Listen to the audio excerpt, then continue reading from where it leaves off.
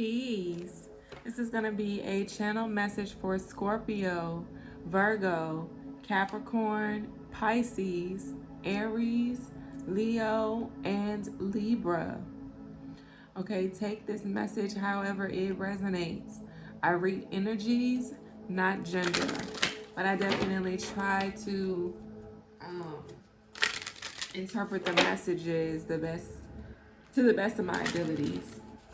All right, for this collective, we have miracles, trust, prosperity, and action. All right, so Spirit is calling you to take action or to, there's something that you should be taking action on. This is the perfect time to take action. You're protected, the roads are clear, the obstacles have been, moving away from you or moving out of being released out of your path. Okay, it's giving full speed ahead here. So like I said, now is the time to take inspired action towards your dreams. All right, and move forward with confidence here. All right, trust your abilities. Trust in the unknown. You may not know where you are going, all right, or where you are heading exactly. You may not know every single steps, but you definitely have the bigger picture. And sometimes, we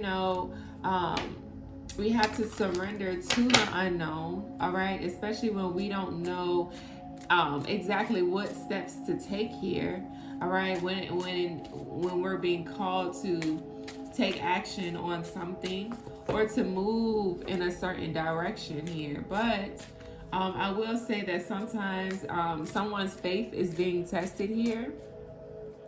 Your faith in your protection, your faith in whatever it is that you believe in, but also there's someone's manifestation that is peeking through at this moment, or some sort of answered prayer is coming through here, and you're being called to have faith and trust that whatever this is or whatever you're about to obtain is going to be protected, and you'll be heading in the right direction here. All right, because you have miracles and prosperity that is out. So there is definitely a miracle that is on its way for you. Like I said, there's something about a manifestation coming through or a prayer being answered. All right, and it's going to be very prosperous. Okay, there may be some money involved here. Now, this isn't physical money. This is like spiritual money here, okay? Some sort of merit that's being placed on your soul here, all right? And that sometimes that can be a lot more abundant and prosperous than physical money. And even sometimes, if you're skilled enough, that can translate, or you can translate that or transfer it into money here, all right?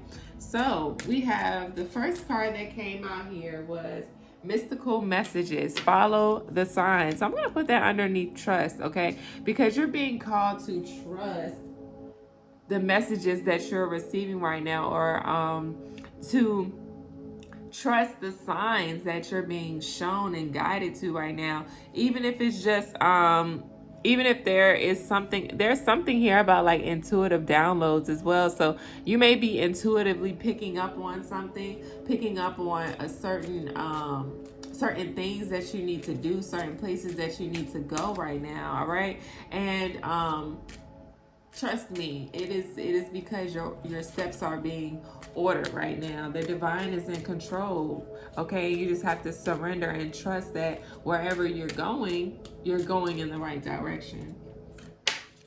And as you take action, okay, you've already grounded your energy, or you're just grounded in your energy right now. Like nothing is getting in your way, nothing is distracting you, nothing is deterring you from aligning with whatever this prosperity is, or whatever this miracle manifestation or prayer is. All right, you shielded off, or you're shielding people, places, things, ideas, concepts, and environments that have contributed to distracting you in the past or disturbing you in the past. I'm seeing something about banishment. Someone who was disturbing you or disturbing your energy, okay, has been banished out of your energy. And this is indefinite. There's no way that they can come back into your energy. And if they attempt to, in whatever way, shape, or form that they try to, it's not looking too good for them. There's definitely going to be some roadblocks for them, or they're going to end up getting trapped or stuck somewhere. All right, so if this is spiritual, whatever realms they're trying to navigate through, they're going to get stuck. They're going to get attacked. Okay, if they physically try to come towards you, it's giving there's going to be some sort of block. All right, I'm not going to speak too deep on that part, but just trust and believe that you will be protected. All right, like I said, we have karmic relationships. So whoever was trying to get in your way or distract you from like I said, it's just giving that with this prosperity or this gift of money, whatever is coming towards you, it's giving that there were people who were trying to get in your way. There were people or relationships that you had in your energy that were trying to distract you, or it's just like, you know, doing little small things to try to prevent you from obtaining whatever this prosperity is. But regardless of the fact, you're divinely protected, but also this is for you. This is part of your destiny. Okay, it's always been part of your destiny. And you know, these karmic relationships were only placed in your path, or placed in your experience, okay, for you to amplify your spiritual gifts. So you may be intuitive or psychic. Okay, so whether this is you trusting your instincts, trusting your intuition, trusting what you saw, because like I said, it's giving that if you're a psychic, or if you're a psychic of some sort, you know, you may see visions, or you may receive information in your dreams. All right, but for whatever reason here, all right, there were karmic relationships that were trying to get in your way.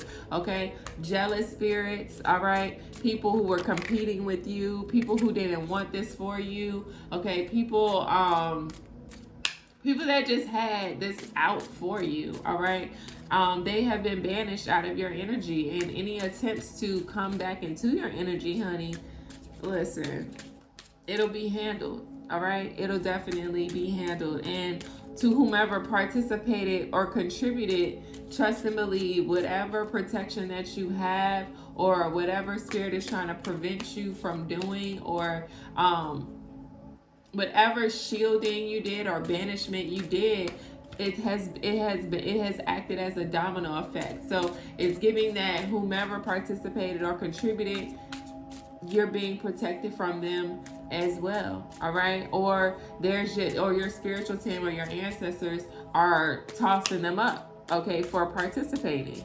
And part of that is part of that, I'm saying, like some sort of ritual. So maybe someone tried to do a ritual on you recently, and it's like, I'm hearing like they just don't get the point.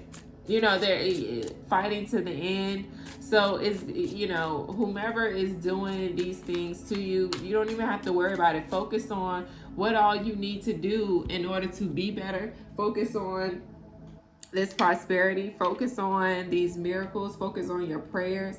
Focus on your manifestations, because that's the only thing that you even need to be concerned with or worried about. And honestly, you don't even need to be concerned or worried. You just gotta prepare and get ready. Keep aligning your energy, and just keep going, because like I said, whatever this is being banished out of your energy here. All right. Oh, that's what action has been being taken to. All right. There's some sort of spiritual action that is currently taking place right now. And like I said, this spiritual action is because someone recently attempted to do a ritual against you. I'm hearing that they thought you forgot, or maybe you thought it was over or something like that, and they wanted to test that. Okay, they wanted to test. And look, we have awareness, crystal clear vision. All right, you know what you know. Okay, you are very aware of what all is happening. Okay, and and that's part of you building your trust and faith as well, is because you may be getting some sort of mystical messages, intuitive downloads about what all is happening, and you're just like, oh, okay, I know that's happening. You already know what to say, you already know what to do, and then you just keep moving forward. Like, you're just, again, it's just little attempts to get your attention. Okay, small attempts to keep getting or gaining your attention here. But the thing about it is, you have transformed. All right, battle of the head versus heart.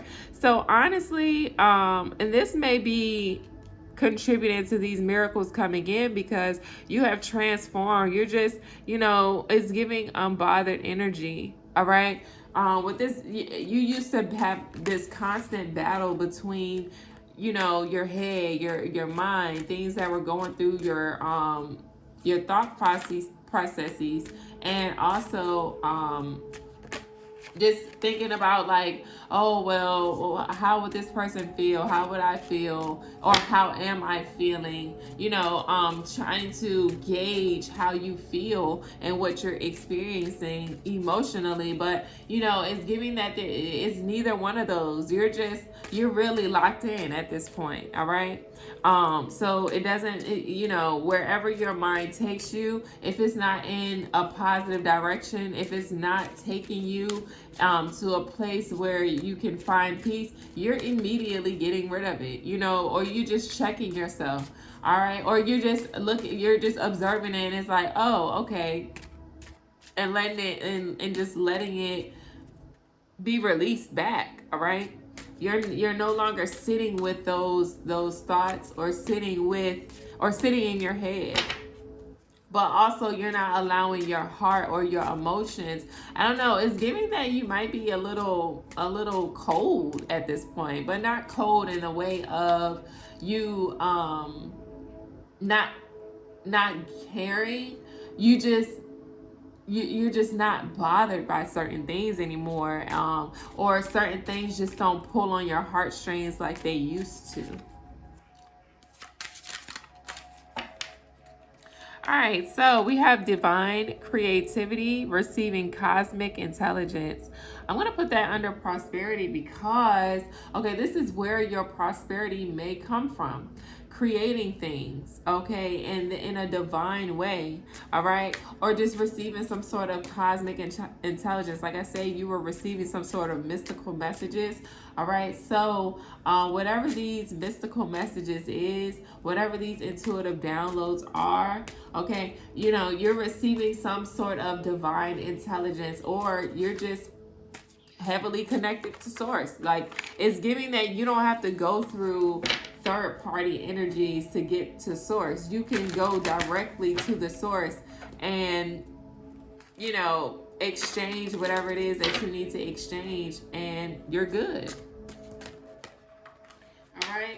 All right, so we have remember your identity. All right, so I'm going to put this under miracle. So it's a miracle that you're even still here. It's a miracle that you're still, that you still have your identity. Because it's giving like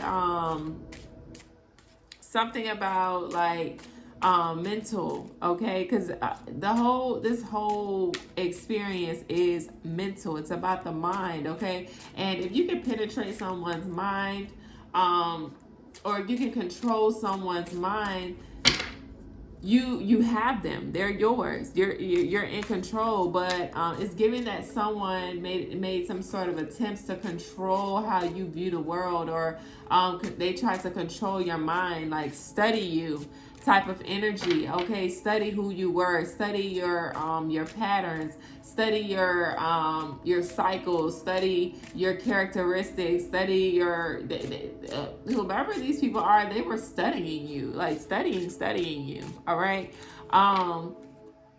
And then as they were studying you, okay, it's giving that they felt like they had all the pieces to the puzzle, or they had you figured out to a T. That wasn't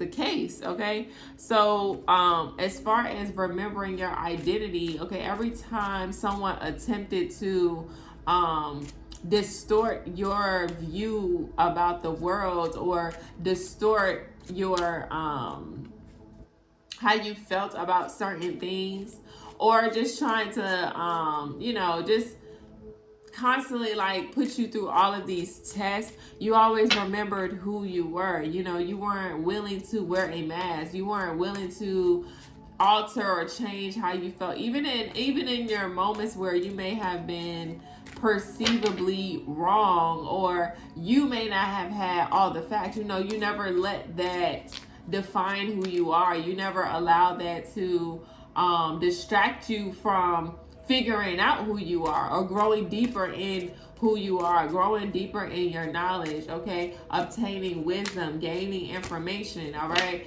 you just never let that get in the way. And unfortunately, when people can't control your narrative, or control how you view the world, or even control your try to control your steps, or keep you in it's giving like keep you in a box, or keep you in whatever place they thought that you were supposed to be in. You always remembered who you were, and you were never afraid to express that. Okay. We have integration, multi-dimensional healing here. Okay, so you've integrated all that you are, okay, and you're not afraid of that. It's giving like, multiple personalities, okay, that's what it's giving. And to some people, when it comes to these certain disorders, okay, some people feel that, that this is some sort of sickness or illness. Now, there are some disorders out here that come from a person being mentally ill, but you're turning it's giving that people may have thought that you were mentally ill because you had so many different versions of yourself. You were expressing different versions of yourself, or you were always altering who you are. And it's because you understand on a higher level that you are a multi-dimensional being. You're not just one personality or one character. Okay, you play many roles. Okay, you assume a lot of characters. Okay, and being that you are expressing all that you are, that confused a lot of people, because it's like, no, you're supposed to be just this one way, but you understood that you were a multi-dimensional being.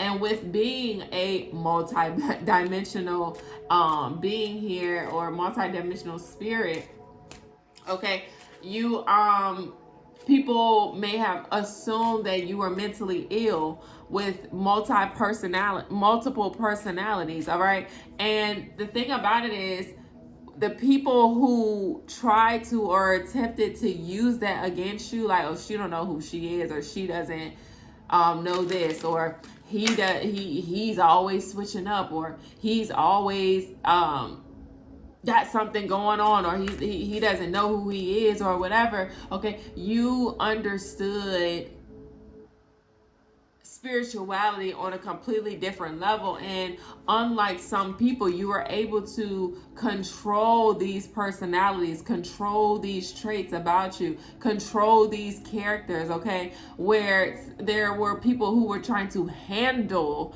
your personality, handle your identity, or keep you trapped in this one space. Okay, but whoever you are, whether you are a man or a woman, okay, whoever tried to or attempted to handle your energy, or it's like I said, keep you in one place, okay, you weren't going for it. You were in control. You knew what you were doing, and you weren't afraid to express those multiple personalities. And again, people assume that you are mentally ill, but you use that to empower yourself. You use that, or you will use that to be prosperous. Your ability to switch, okay, to I'm hearing shape shifts, all right? Your ability to change, all right, and transform is what's going to make you prosperous, okay?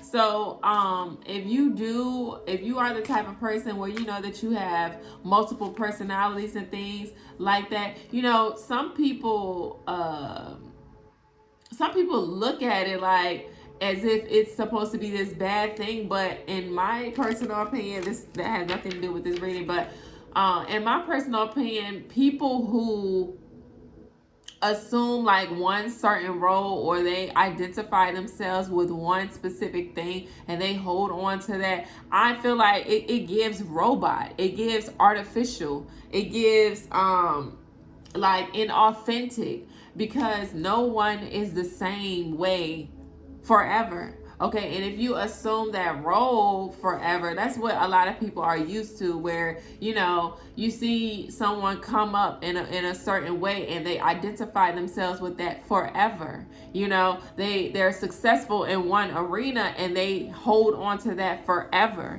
you know, and it's hard for them to break out of that, or it's hard for them to come out of that, because they're still holding on to that one space time when they were successful being this one character. They can't move away from that. Or, you know, you often hear people, if you listen to like people who were successful at one point in time, you hear that, oh yeah, when I was in high school I was this, or when I was in college I was that, or when I was successful at this career, you know, I was up, or I was doing this, or I was that. But, you know, you look at them in this now experience and you're like, wow, that was 10 years ago. Wow, that was 20 years ago. Wow, that was 30 years ago. Wow, that was 40 years ago, because they have identified themselves with that one scenario, that one experience, that one personality, okay, that one space-time. Okay, and some people have a hard time moving past that, okay? You know, especially like when it comes to athletes or musicians, artists, okay? Oftentimes people develop this personality, you know, they become this artist, become this athlete, okay? Become this personality, and once that part of their life dwells or dwindles, or once it fades, you know, they aren't able to identify themselves with anything else. They're just stuck in that time space. All right.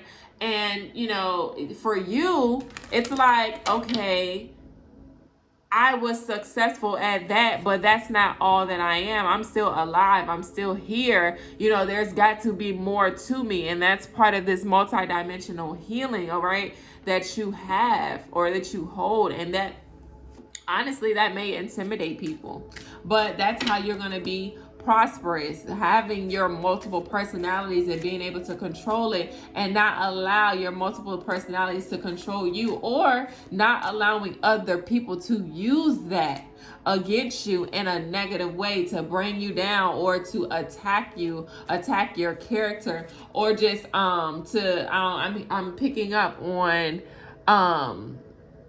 like attempting to use that against you, or to it's like someone is, or someone was trying to dethrone you, or it's like, or overthrow you, or what is the word I'm trying to find? It's like a specific word, but it's giving that that someone tried to downplay who you were, or downplay your abilities, or downplay downplay your ability. And I'm saying like the word leadership, because leadership wanted to come out earlier, but downplay your ability to lead. And it again, this all stems back to mental health here, where they don't have the ability to lead someone, or they don't have the ability to speak on mental health, because they aren't in control of themselves. They don't know who they are. They have all of these multiple personalities. And honestly, you know, that is exactly what's going to make you stand out. It's like this person isn't afraid of expressing all that they are, okay? And then it's giving that this will influence other people to dibble and dabble in their other experiences, in their other personalities and character traits and things like that, and actually accept that, okay, maybe this isn't all that I am. Maybe I can move forward. Maybe I am called to do something different, And a lot of people don't like that. A lot of people don't want that, okay? Because when you are able to transform, to shape shift, okay, or to integrate some sort of multi-dimensional experience, that's hard to control, or it's hard to observe, okay? It's hard to collect data on a person like that, because you're constantly transforming, you're constantly changing, and it's like, okay, well, this was them then, but they're a completely different version of that now. So how do we collect on this person? How do we keep tabs on this person if they're constantly changing? Okay, there's an energy out here that want to keep you stuck, but unfortunately for you, you're just not going for that. All right.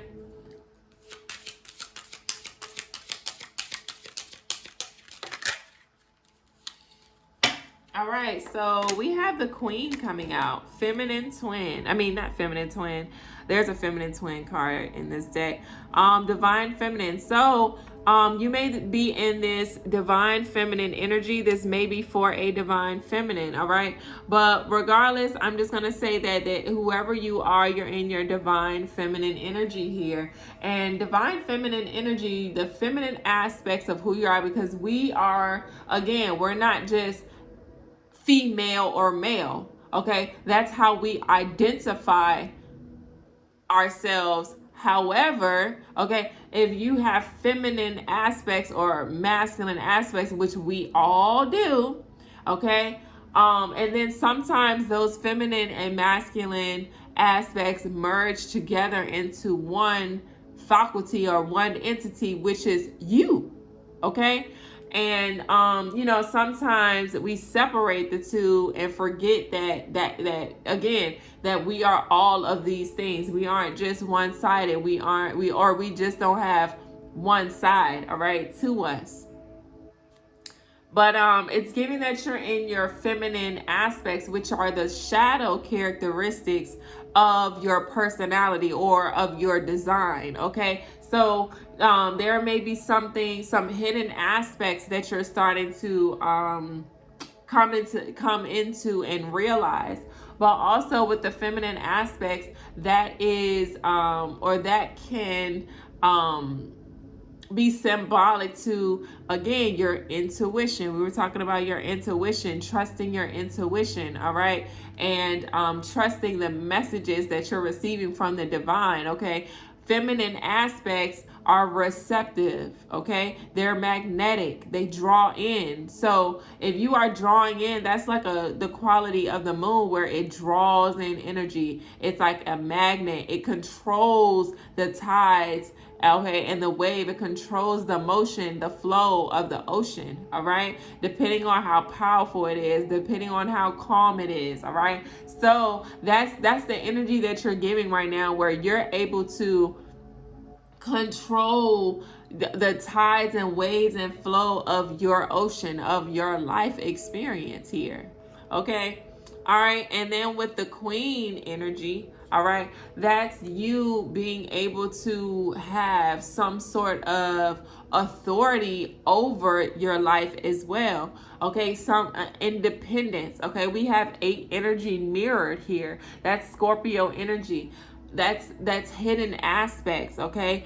private things that are manifesting. Okay, so whatever it is that you're doing is giving that you're trying to keep things or you're just in this energy where you're being very private about what all this is. Okay, what all you have going on here. All right, and that may bother a lot of people as well, because if a person doesn't necessarily know what you're working on or what you're doing, when people don't know your business, when people don't know your intentions, when people don't have insight on what it is that you're doing, okay, that can bother someone. But it's giving you are unbothered, which, you know, when it comes to the universal laws of balance, okay, you're unbothered, and whomever it is that's involved in this, or whoever's energy it is that I'm picking up on, they're hella bothered, because from one, they can't figure you out because you have multiple personalities, and two, they don't know what you have going on because you're keeping everything private. And you know, it's giving like an adverse effect, where the same energy that they wanted you in, they wanted you to be isolated. They didn't want you, you know, putting your business out there. They didn't want you to be the main character. Okay, they didn't want you expressing all of these things to the world. And now that you're like, all right, well, I'm gonna go ahead and refrain from showing my business, sharing my business, showing these personalities. This is what you all are going to get and receive, and everything else that I'm doing is mine. I'm going to keep this to myself. You know what? Actually, thank you for teaching me this. Thank you for waking me up to what it is that I was sleeping on. Thank you for giving me the instructions, because essentially the same things that people attempted to use against you, it's like you keep using that to empower you. Like, okay, they want me to not do X, Y, and Z. How can this work in my favor though? Oh, if I decide to remove myself in this capacity and save all of these things for myself, wow, that is me taking in a way, that is me taking back my power. And how is that you taking back your power? Because when people don't know what you're working on, when people don't know what you have going on, or when people aren't or don't have a certain level of access to you anymore, what do? They try to search, they try to look, they try to keep tabs on you. But again, it's like you're dropping crumbs here and there, okay? And this is what they wanted for you at some point in time. But you're dropping subtle crumbs here and there, and it's giving that these are like false crumbs. Like they aren't even real crumbs, all right? But that's part of your personality too, of you know, it's like, ooh, I can't say it, all right? But that's just part of your personality right now, is to drop these invisible crumbs, okay? Or just to leave these invisible crumbs just for it to lead nowhere, because again, you understand that we live in a multi-dimensional experience, all right? And you're able to identify certain qualities or certain aspects about you that keeps people wondering, that keeps people coming back for more. You know how to control and roam. You know how to attract energy. You know how to draw in attention, okay? Without doing too much. Okay, so at one point you may have been putting yourself out there, but now it's just like, no, I'm gonna drop this invisible crumb here, and I'm gonna drop this crumb here, and the moment that this person or these people go and try to pick up the crumbs to try to basically in hopes to figure out what path you're taking or where you're going, they bend down and pick it up, and it slips through their fingers, and they're just like, well, this shit fake. This was never real. This is an illusion. Okay? So yeah. We have Voyager's Journey, Past Life Healing. Okay? So this goes or intertwines into this integration of multidimensional healing and receiving cosmic intelligence. Okay, so like I said, you know, the same things that were used against you to traumatize you, to harm you, okay, to disturb you, to distract you, you've now decided to use those things to empower you. And part of that is you healing that past life or healing things that transpired in the past. Because you decided to take a journey, okay? You decided to sail away on this voyage, and this is giving like an internal journey, all right? This may have translated in the physical for some of you, but for most of you, this is like an internal journey that you took. And once you started this journey, you didn't really know where you were going, all right? So it's giving that even when you started this journey, it was all like, to you, this might have just been like something that was fun, something that interests you, something that made you curious. And then you realized, wow, this is something that I'm actually interested in. This is something that I can see myself investing into. And you haven't stopped there. You never gave up on the journey. You know, when it comes down to spirituality, you know, it can get very, very intense because, you know, it's not just love and light. No matter, you know, when people start their spiritual journey, you know, they see the love and the light, and they try to, or they attempt to exude this love and light energy, not realizing that there are shadow aspects to all of this. All right, there is not just, you know, pixie dust and fairy tales and imagination and dreams and fantasies. All right, you know, and even with that comes shadows. You know, even with the pixie dust, you know, you can use pixie dust for multiple reasons, for a multitude of reasons. Okay, and it can be to, you know, sprinkle a little bit of love on people, but also you can use your pixie dust to, you know,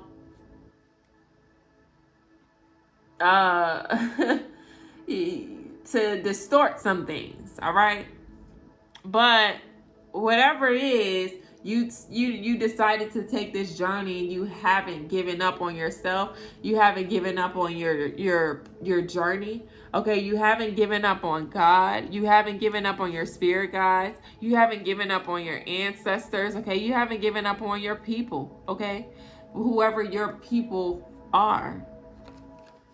All right, so we have feminine twin coming out. So it wanted to come out anyway.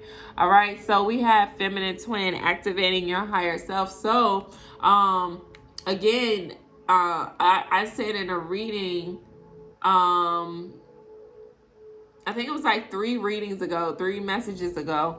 Don't take my word for it though. But I assume, or I think that 3 messages ago, I was saying that collectively the mother energy is wanting to heal itself. So it's giving that you have redirected your focus or your target towards this feminine energy, or just your feminine aspects, and that is contributing to you activating your higher self. All right.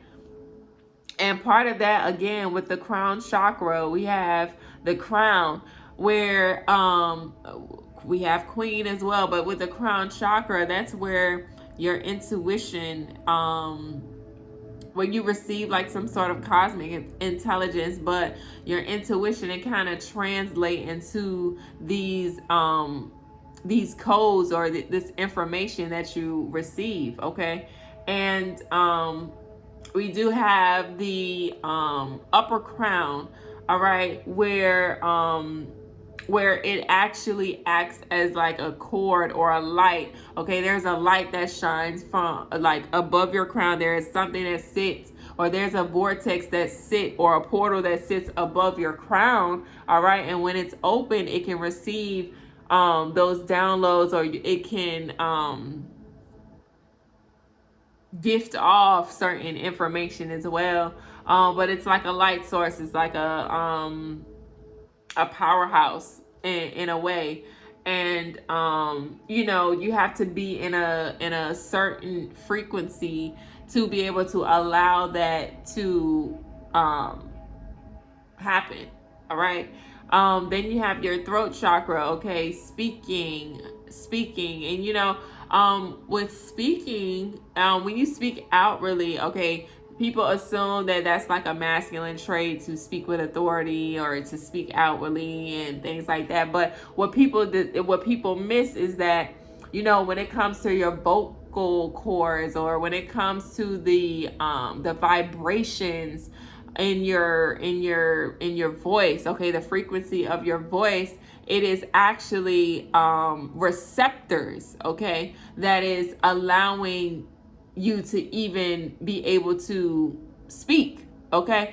And with those receptors, that's just a feminine aspect, or a physical, a feminine quality here. But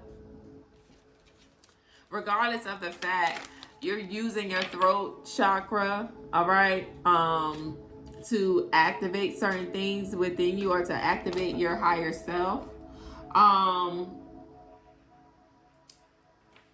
I just got another download to where with throat chakra, all right, another feminine aspect is, a lot of people don't understand the spiritual resonance of performing certain sexual acts, sacred sexual acts, when it comes to the throat chakra, okay. For my ladies, for my feminine queens, okay, ladies or feminine, if you assume a feminine role, okay, if you are spiritually tuned in or tapped in, you understand the importance, not just the importance, but you understand on a spiritual level the importance, but also what all can manifest from you using your throat chakra, okay. And like I said, I hope that this doesn't go over anyone's head, but using your throat to manifest, not just in a verbal way, but in a sacred sexual way. All right. If you have not tapped into that yet, or if you haven't gotten that download, I suggest that you do some research, okay? Because that performance or that sexual act alone can it can definitely unblock some things in your throat chakra. Okay. And then it's also giving that you are also, there's something about your heart chakra that is beginning to open, or you're just healing certain blockages that were in your heart chakra as well. So like I said, collectively with this healing process, you are attuning to your feminine aspects, or you're just making your feminine side or your feminine aspects your focus or your target right now. Acknowledge and take responsibility. So you are acknowledging certain qualities within you, within your feminine aspects, okay? And as you acknowledge those aspects, and as you take a responsibility, or assume responsibility over that part of yourself, and as you dissect what all that consists of with this multi-dimensional healing here, or you just again observing your multiple personalities, or just trying to figure out how this can contribute to your prosperity, as you're doing that, that is acting as a generator, okay? And that is like, I don't think, when we sit back and observe, some of the smallest actions, or some of the things that we aren't even conscious of, or the things that we aren't aware that we are doing, is basically orchestrating other things in our life that we aren't aware of, okay? But you're acknowledging, you're really tapped in at this point, to be honest, but you're really acknowledging those qualities and aspects to you. All right, let's get a couple more cards, and then I want to switch to the tarot because I want to know what all is contributing to this, who is involved, or how you got here. Most importantly, how you got here. Oh. All right, so the last card we have reunion, reconciling differences. All right. So, I don't know. This is kind of feeling like you reconciling the differences that you have within yourself, or whatever differences that someone tried to like outcast you or make you feel like you were different. 44 in the timer. So yeah, someone tried to outcast you or make you feel like you didn't belong, or make you feel as if, you know, whatever differences and opinion that you had was, you know, unworthy of being in a certain space. Or yeah, someone tried to like tear down your confidence, or try to again outcast you as if you didn't fit in because you had multiple personalities, or because you were different, or because of how you perceive the world, how you handled mental health, or whatever you assumed about mental health. All that you are, okay, literally, quite literally, all that you are, you know, it just seemed like, or people made it seem like you were always the issue, you were always the problem, or oh, this person, they're reckless, or this person, you know, it's giving this person is wild, this person, they're out of control and things like that, when honestly you were in control the entire time. You knew what you were doing. All right. But the thing is, it was more so like a projection, because it's like, oh, well, we can't control this person, so let's try to attack their character, let's try to attack their whatever it is that they believe, let's try to attack their confidence, because, you know, in some way, shape, or form, we have to stop this person. Okay. But being that people are seeing or noticing that you are not to be stopped, you're remembering your identity. You're remembering who you are. You're a spiritual being. You know, we live in this multidimensional experience, and there's nothing that can deter you away from that belief, or deter you from that path, because this is giving, like, this is a divine calling that has been placed over your life. You see the vision, and, you know, again, at some point you have to put the mirror up, you have to put the distraction up, you have to drop crumbs here and there, you have to do all of these things, all right, to, you know, stay focused on your vision. And, you know, it's so interesting how God works, because you don't even know, it's giving that you don't even know what you're doing in the moment until things start to unfold, which is so interesting. All right. But yeah, you know, people love trying to figure people out, and it's like, because, you know, a lot of people feel like this experience is just a simulation, this experience is just a game, and, you know, to a certain degree there is some truth to that, but is it the full truth? No, it's not. So it's way deeper than that. It's more to it than that, you know. But being that, you know, this is just a game for some people, okay? When people are playing a game, they try to find cheat codes, all right? Or they, you know, they try to they try to beat the game, all right? And part of beating the game is, okay, well, how can I get this person out of my way? How can I beat this person? And a lot of people have to realize that everybody that is sent here is not playing the same game as they are. And that's something that's hard for a lot of people to accept, because, you know, there's a program for everyone. There's a design for everyone. But when you are designed or programmed a certain way, you know, there are some things that you just won't understand, or there's just some things that you will not be able to accept in this now experience, because that was never in your design. That wasn't the curriculum for your designated program. All right. So and a lot of times people overstep, or there are people who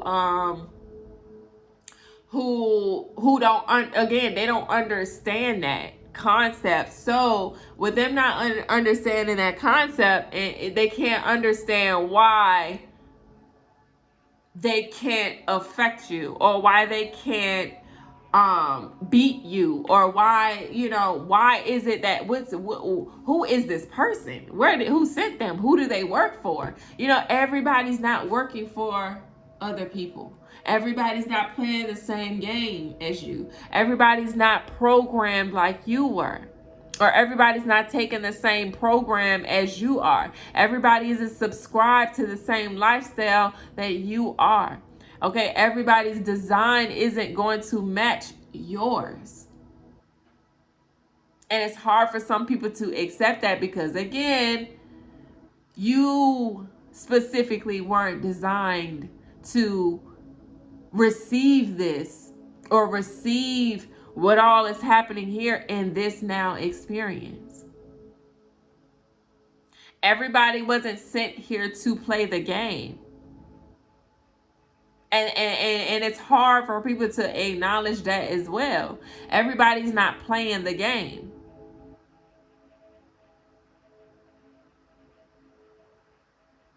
Some people are sent here for a bigger mission, a bigger job, a bigger opportunity that is nowhere near, or it doesn't have anything to do with the game that you are playing, that you have been designed and programmed to play.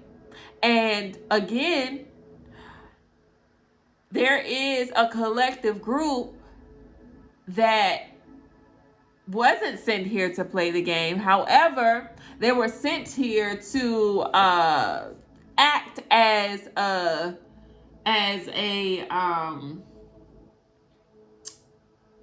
I definitely want to use the correct terminology. They're here to, or maybe y'all just don't need to know, but there are a certain collective group that are here for a reason. All right. They know what that reason is. Now, for all the other players in this game, okay,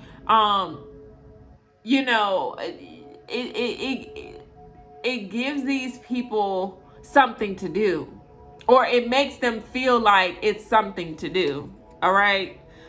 And at that point, if this is something that is being, or if someone is being used to just give you something to do, what exactly what could that translate to?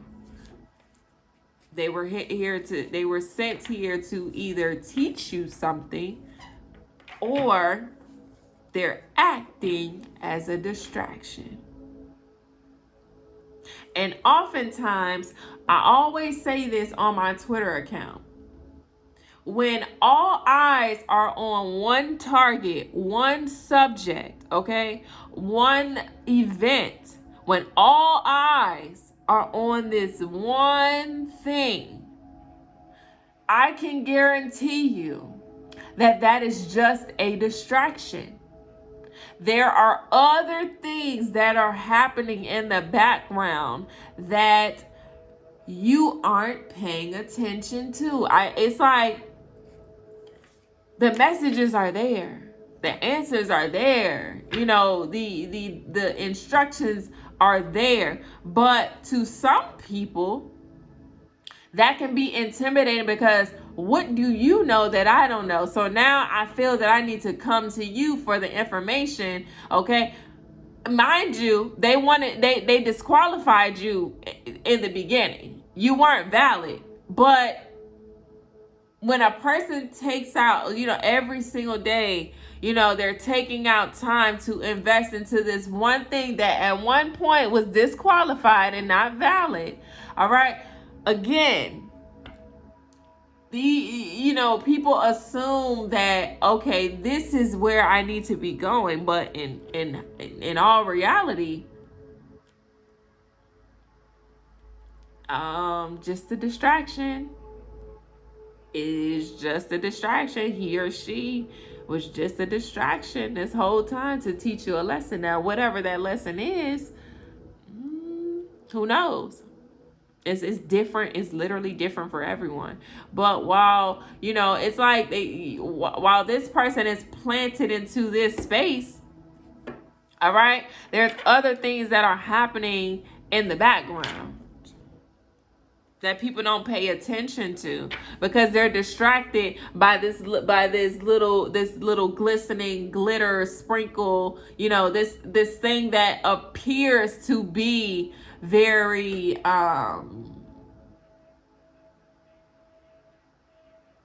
very magnetic. Everything that glitter is in gold, and the thing that you assume is gold, or the thing that you assume is the answer, nah, it ain't quite that easy, to be honest. All right, so how did this person get here? Whoever you are, how did this person arrive at this? All right, let's see. All right. Chariot. Like I said, you started a journey and you kept going. You didn't stop. Okay. And as once you started this journey, you just kept building up your momentum, building up your strength, building up your knowledge, building up your wisdom. Okay, so we have the Ace of Cups that came out as well. So it's giving that, you answer, it's like the divine gave you this cup, right? And within this cup, there was a lot of water, okay? There was like an overflow of water, and this was this person's emotions, okay? This was this person's feelings, okay? Everything that was within them, okay, or transpiring within them, God handed this person a cup that was overflowing, all right? And what this person decided to do was use this cup, okay, and learn how to swim in it, learn how to navigate through it, all right, and play in it, okay? So we're giving it, with the cup, it's giving like an overflow, all right, of emotions and feelings, and this person learned how to dance in that. This person, or you just learned how to use that cup energy, to use your feelings, to use your emotions, to build up your momentum, to heal. All right, and part of this person, it's just, again, whatever God hands this person, it's like, all right, you're giving me this. I don't know why you're giving me this, but let's take a journey to discover why you're giving me this, why this is being placed in my hand. Yeah. Everything God gives this person or gives to you, you just use that. Even if you don't know why. It's like, okay, you're giving me this, and what the fuck? So you go at a lot of things blindly. It's giving that you just, and that part of that helped you to build up your faith and build up your trust as well. Just taking what you're given and you just go for it. Like, it's just like, all right, I'm going in this blindly. I don't know why the fuck I'm here, but all right. That's amazing, to be honest.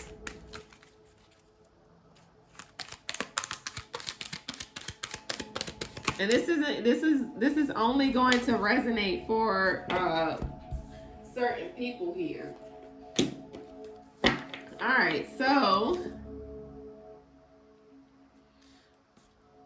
it's giving that there was something that was look at this, blind enthusiasm. Like I said, corruption. So honestly, like I said, there was something about this person that, you know, they just entered into this blindly, or they entered into, or they went on this journey, and it was just, they were blinded to a lot of things, whether this was done intentionally or unintentionally. But they didn't realize that whatever journey that they were on was, there was some sort of corruption, all right, that was happening, or some sort of corruption that came with this life, that came with this healing, all right, because we live in a age where, you know, information, you have to use your discernment when it comes to information, all right. But it's giving that, well, whatever this person went through, or whatever this person was going through, okay, this person had to navigate through bad karma, all right? And this wasn't necessarily, I'm not picking up with all this energy here. This is giving like, and this may be the corruption, the corrupted part, is that this person had to navigate through bad karma, because it's giving like this person was breaking generational curses. But not only were they breaking general curses, you know, they were having to move through karma that wasn't theirs as well. All right, so there was a lot of unfair and unjust things that may have transpired here. And you know, again, this person or whomever you are, this is going to resonate for only a specific group of people. Everybody, you know, this ain't for everybody. But, you know, you had to basically like navigate through a lot of things that weren't yours. All right. You had to fight battles that weren't even yours to fight. All right. And,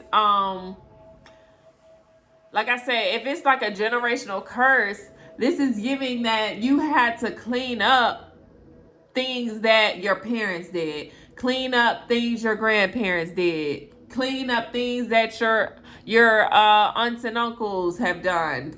You know, you're cleaning up things from it is giving that this goes so far back, you know. But whatever it is, or however it started, you know, you may have been the one to have to, you know, take this journey, whatever this journey is, take it with blindly, entering it blindly, because it's giving that you had no instructions. You had no, you know, you weren't groomed. You weren't trained. You didn't have, you know, elders that were, guiding you. Okay, all you had was spirit, all you had was God. It was you and God on this journey this entire time. And being that you kept your faith, okay, you built up your faith, you built up your trust, all right, God said, okay, now that I've given you these cups, all right, now that you have basically navigated through whatever was happening here, all right, now I'm gonna hand you these pentacles. All right, now I'm gonna hand you or gift you these pentacles. Now I want to see, when I hand you these pentacles, I want to see what you're gonna do next. When you meet these challenges again, okay, when I hand you these lessons, or when I hand you these tests, will you meet these challenges with the same grace that you have learned through this journey? Will you meet these challenges with the same forgiveness that you've learned? Will you meet these new challenges with the patience, okay, that you've learned, with the awareness and wisdom that you have obtained during this journey?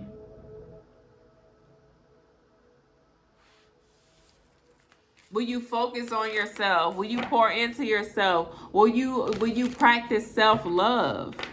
Okay? Will you achieve the goals that I've set out for you? Okay? Yeah. This is a very powerful reading, and I am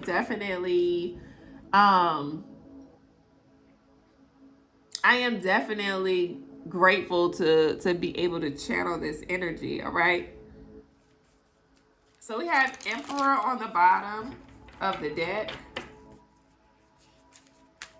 So someone may be having to, and then we have the Empress with the Ace of Wands. That's insane.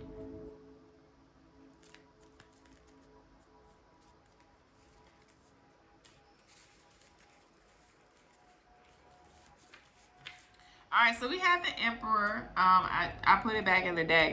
I'm not sure where it went, but we had the Emperor, but I did pluck, and we have the Empress. All right.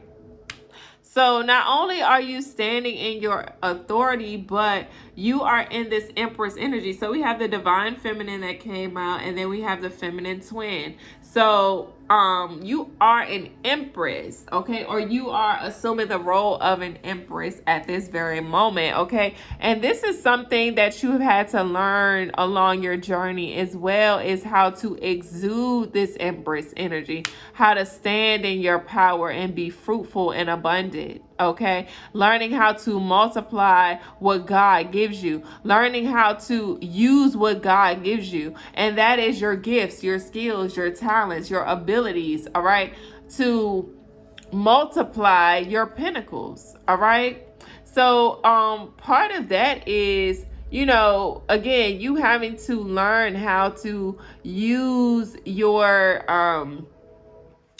gift, skills, and talents to multiply, to be fruitful, to be abundant, okay? But also to have some sort of independence as well.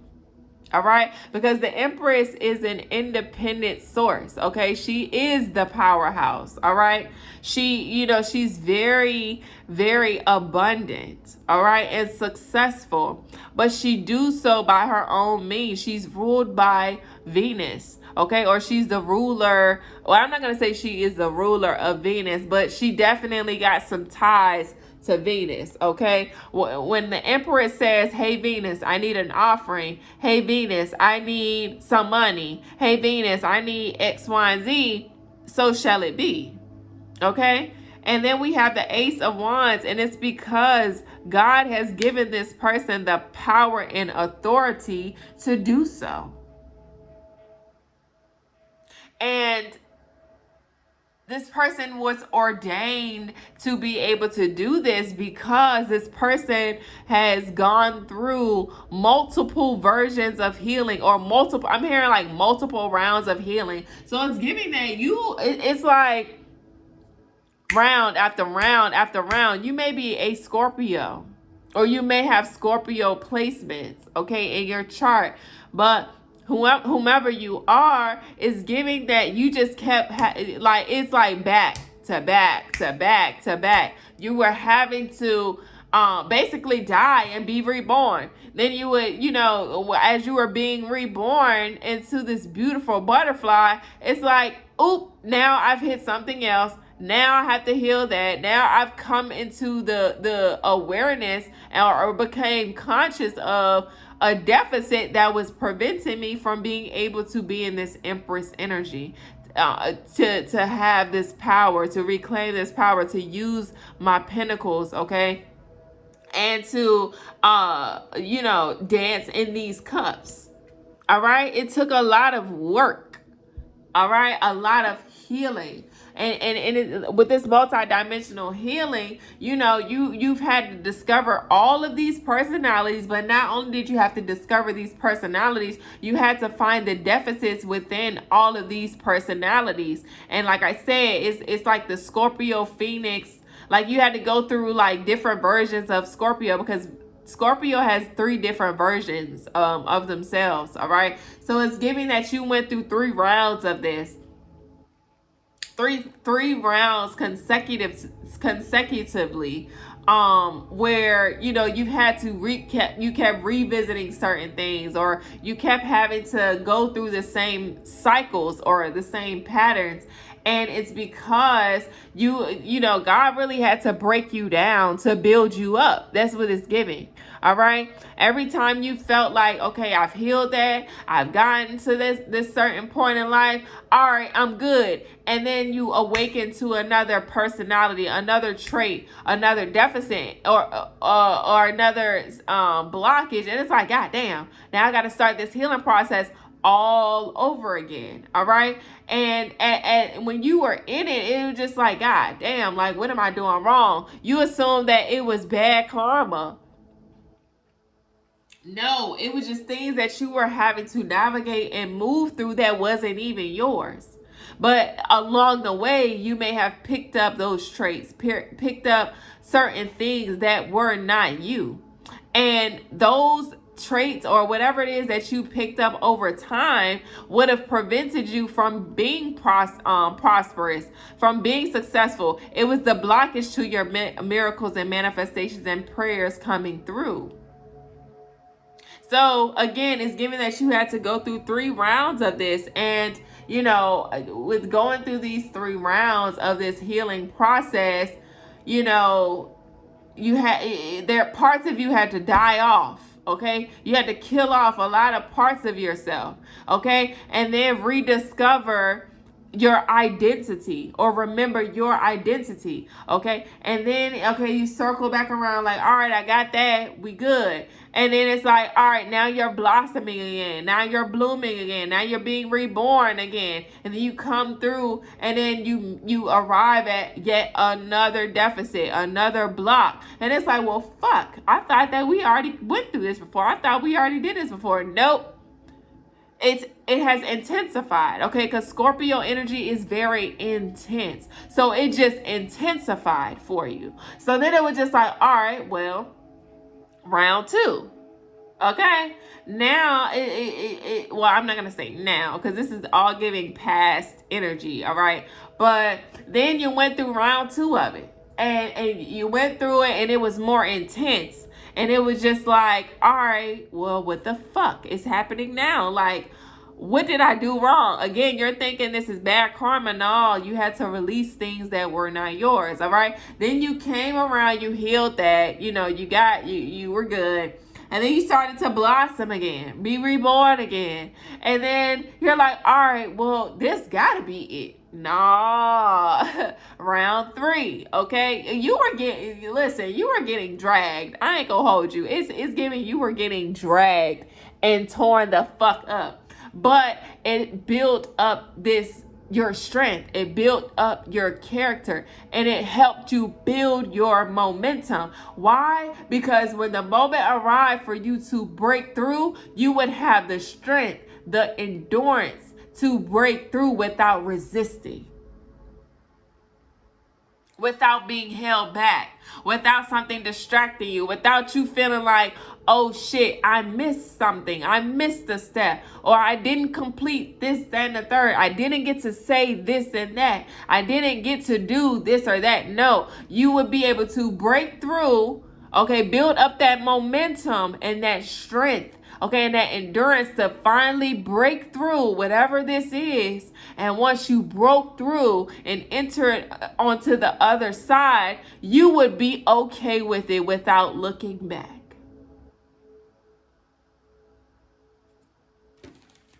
Look at that. Look at that. That is beautiful. That is beautiful. You know, God wanted you to be able to break through. Look, break through with this Chariot, okay? God wanted you to be able to break through whatever this is, all right, and enter the other side with no regrets, with no burdens, with no, nothing that would be lingering or make you feel like you had to look back. Once you broke through, God said, once I carry you through this, all right, and once you break through, there's no need for you to look back.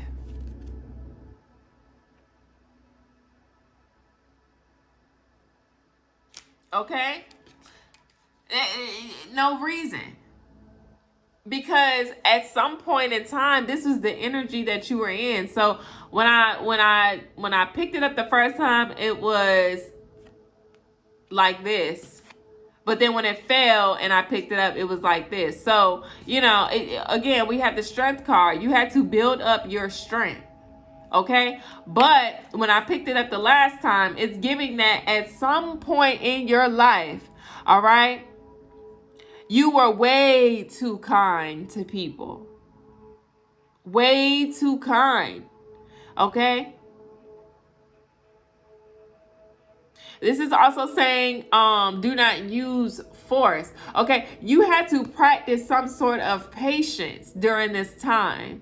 Okay, it's giving that you were tested so many different times to get you to react, to get you to act out of character, to get you to use your force. But God said, oh, no, don't do that. This is a test.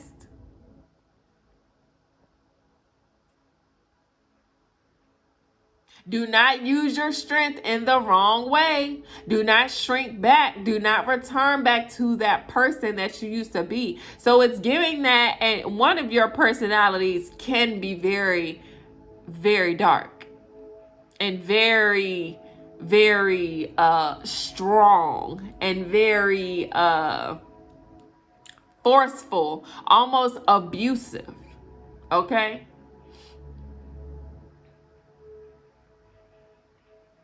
But God said, yeah, we need you to build up this force. Build up this momentum so that when it's time for you to break through, you would have the strength to do so without using your strength in the wrong way. Because if you would have used your strength in the wrong ways, it would have depleted your energy and it would have just delayed your process.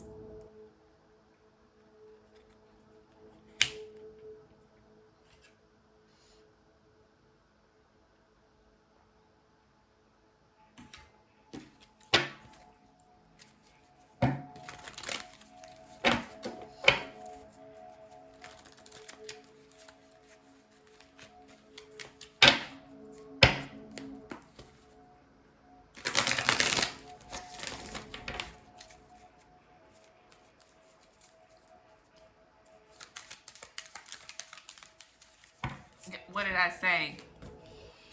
You had to learn how to control your temperament. Okay? Heal that part of yourself. Okay? Because it's giving that, you had to learn patience. You had to learn how to hold your tongue. Or just not being as forceful. So if you are the type of person that like to fight, you were being called to be patient with that. Like, be gentle with those parts of yourself. Or to refrain from using excessive force. Okay? That's something that you had to grow and mature into. And again, there's 3 stages to Scorpio rising. Okay? Because once you went through those first 2 rounds, again, you had to be humbled. All right? But it wasn't to humiliate you. You had to be humbled, because if you would have reacted, you would not be here right now. You wouldn't be in harmony with your manifestations and prayers. Okay? You would have tricked yourself out of your own spot if you weren't able to control your temperament. So you had to go through certain tests that would have provoked you at some point to be forceful.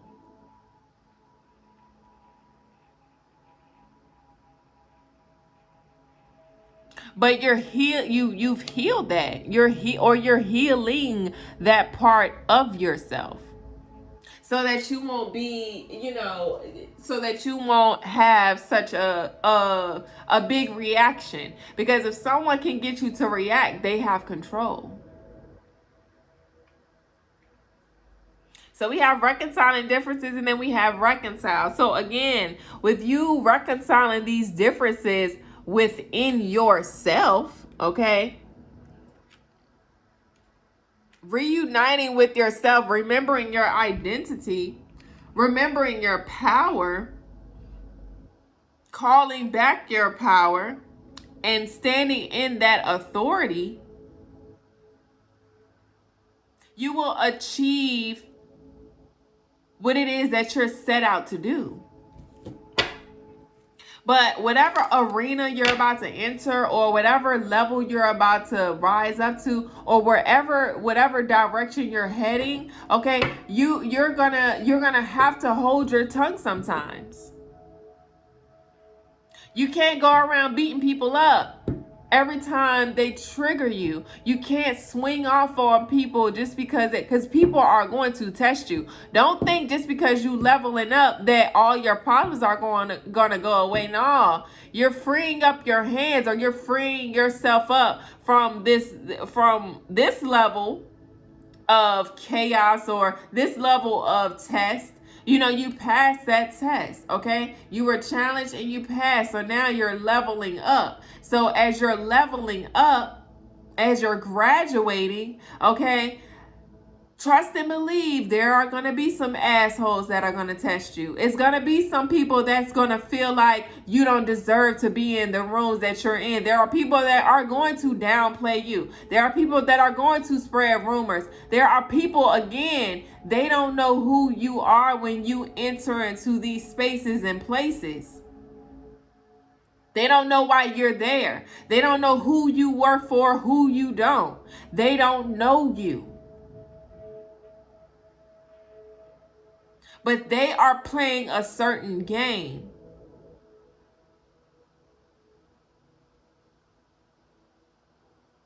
And you had to learn how to control certain deficits within yourself so that when you did receive this level up, you would know what to do. You would act accordingly.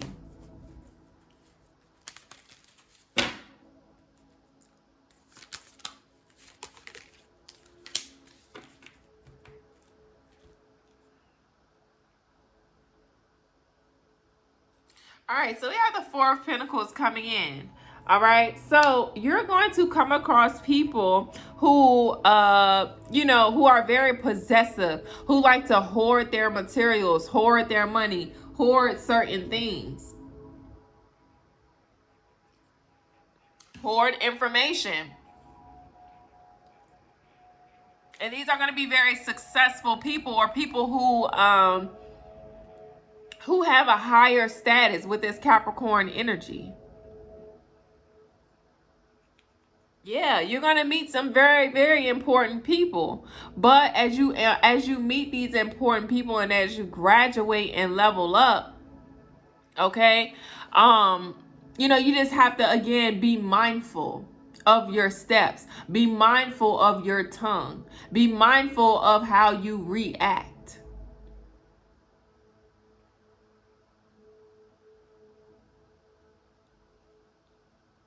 But there's one thing that you're going to have to remember, is that you're going to have to maintain control. You're going to have to stay in control of yourself. And the thing about you integrating this multidimensional healing is that you're going to be able to conform to the room. You'll be able to be flexible. Okay? Part of you remembering your identity is remembering that, oh, I can wear any mask that I please. Yeah. And that's part of you needed to accept that about yourself too. And that's why it no longer affects you. People try to use that against you, but whole time it might be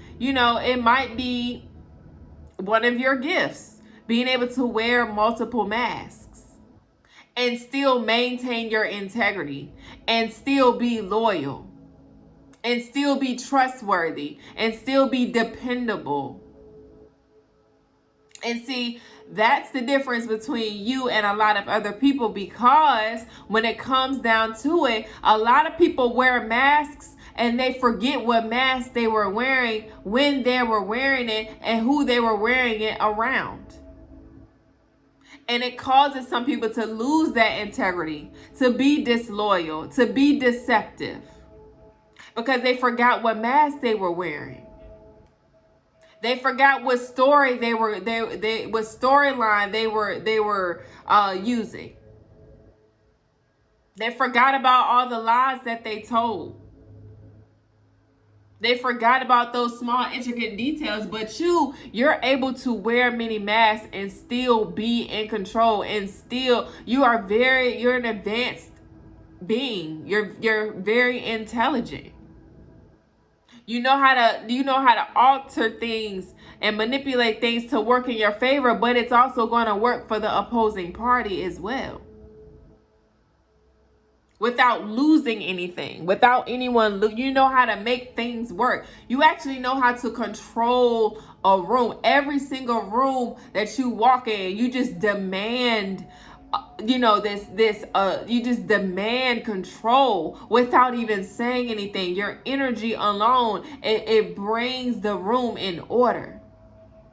It's giving that when you step into a room, even if it's chaotic, even if there's a lot going on, as soon as you step into that room, there is silence.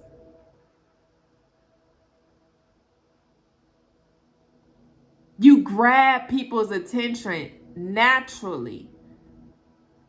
You don't even have to do anything other than show up and be present.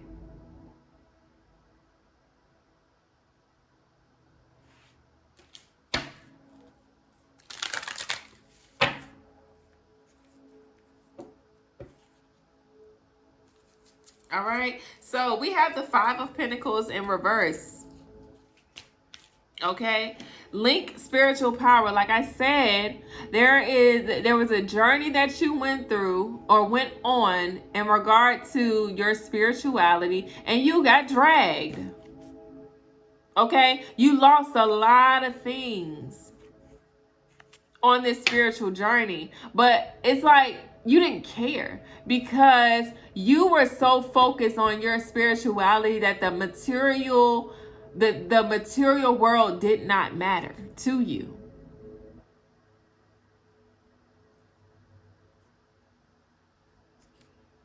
You were broken down when, people were attacking your spirit, trying to break your spirit, okay? And it may have felt like, okay, what the hell? All right, but you had to experience that. Why? You had to build up that immunity. But now you're linking that spiritual power you're linking your spiritual power. You're integrating this multidimensional experience. You're remembering your identity. All right. You're still discovering new things. So you never, no matter how much wisdom and knowledge and information you obtain, you know that there's always more to it. This isn't the end. There is so much information, so much wisdom, so much knowledge. There's always something to learn. And when you arrive at a certain point, you don't stop there. It's like, no, this can't be it. And that's what makes you you. That's what actually makes you powerful. Because some people feel like that they have arrived at the all-knowing, that they know everything, or they have access to everything. And then they meet someone like you that's coming in with a new energy, a new idea, a new innovative and creative way of looking at things, perceiving things. And they look at you like, who the fuck you think you are? You ain't had to do what we had to do to get here. You didn't have to, you don't know what we know. You don't have what we have. How could you possibly try to offer or extend what you think you know? But see, again, you're not playing the same game. You're not from the same places and spaces that they are. And because, again, these people are trying to break your spirit, all right, with you going through so many different challenges and you're getting penetrated, you're like, oh, what the fuck? Oh, okay, all right. But you navigated through that shit with so much ease and grace. Even though you were getting penetrated and attacked, you moved through it gracefully. And you just kept coming out better and better and better and better. And because you did not give up on yourself, because you did not give up on God, because you didn't give up on your spirit guides, your people, your ancestors, whomever, because you did not give up, God is about to come in and give you some sort of relief. about to ease up those difficulties, improve your life. You're making a slow recovery. You cut your losses. You're like, yeah, I lost that, but I just know that it's got to get better. I lost those things. Yes, I lost those people. I lost those relationships. Yeah, I lost those materials. All right. I may have lost my damn mind a few times, but I'm here right now and I know that it can only get better. Praise God, to whom all blessings flow, honey.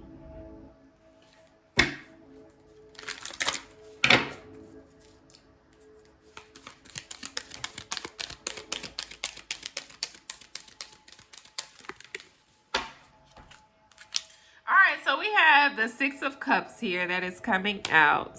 All right. So, it's giving that things are starting to come into balance for you. Okay. And this has something to do, a part of your journey was for you to heal memories of the past. Okay. This may have stemmed from childhood, but this doesn't necessarily have to, be from childhood, okay? Because you may have been in a childlike energy at this point, whatever, there was something that traumatized you. You may have gone through multiple traumatic events, but this specifically with this multidimensional healing, again, this is giving whenever you felt vulnerable and innocent and pure, or whenever you showed up in that childlike, pure, innocent way, and that was used against you, okay, that was used to traumatize you, your ignorance, you being naive, okay, you not knowing or not being aware, you being in this innocent energy, or you just showing up with love, okay, that innocent, pure love, and it may have been used against you.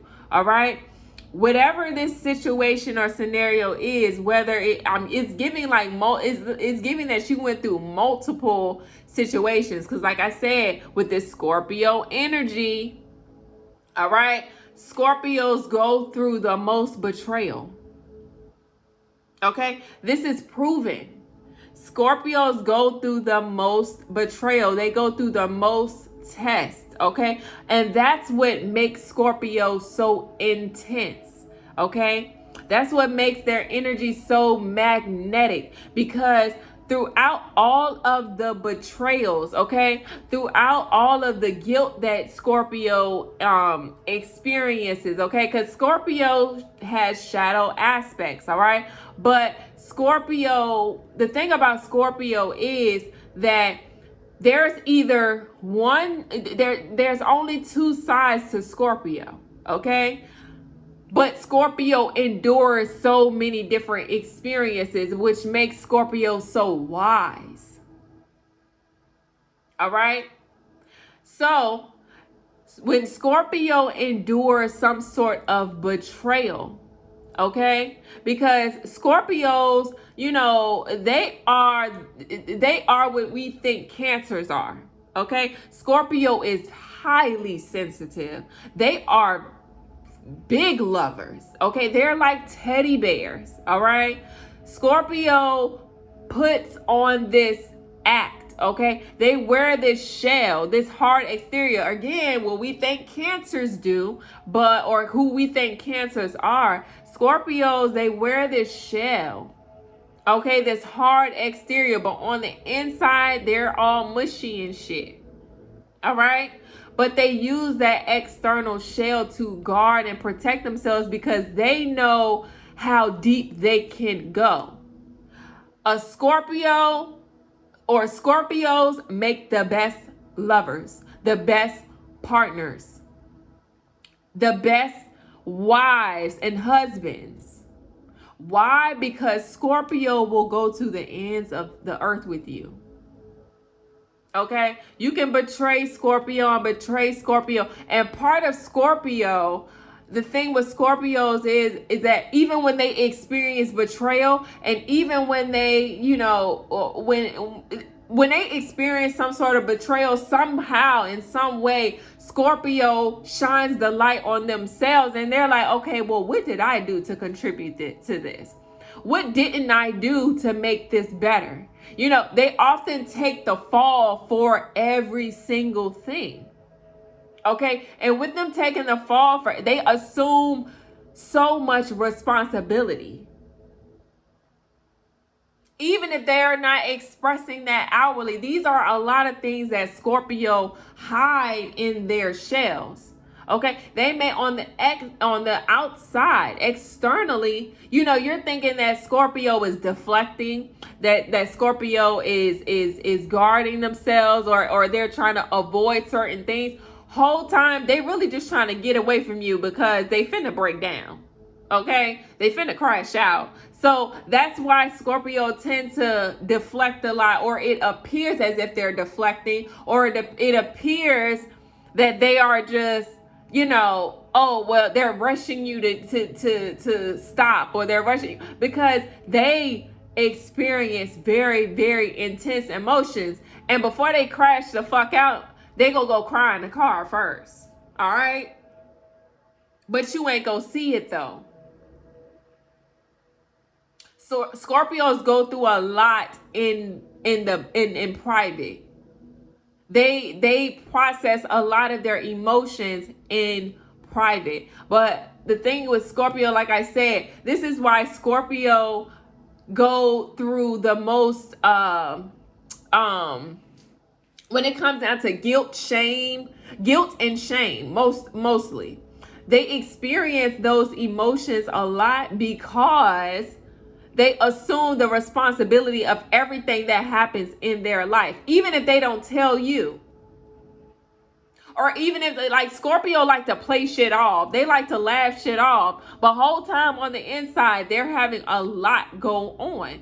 And the thing about it is, with them assuming the responsibility of every single thing that happens in their life, you got to be a strong motherfucker to assume the responsibility of everything that happens in your life. Okay? You have to be very strong. Why?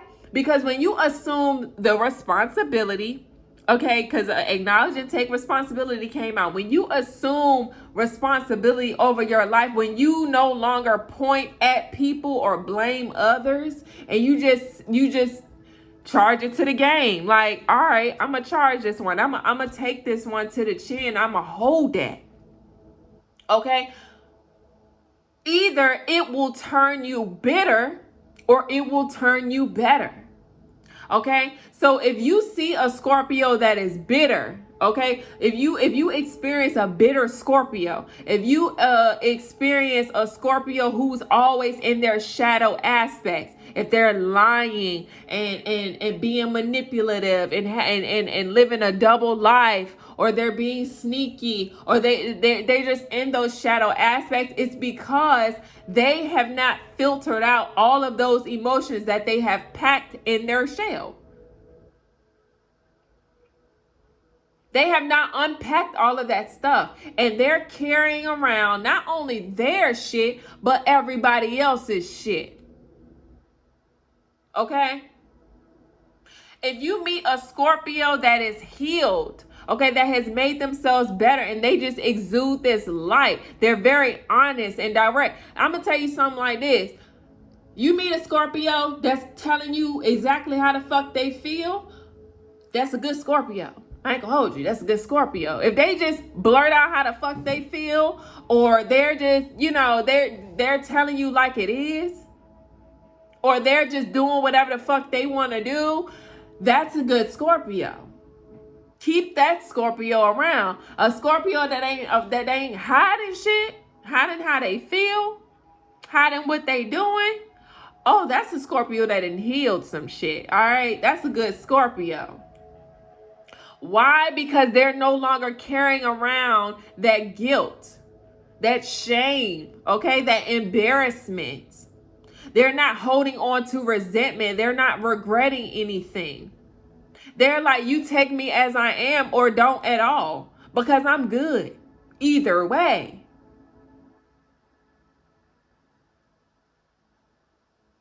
But if Scorpio is lying and hiding shit and trying to mask how they feel, that's a broken Scorpio. All right? That's a Scorpio that needs to unpack some shit now.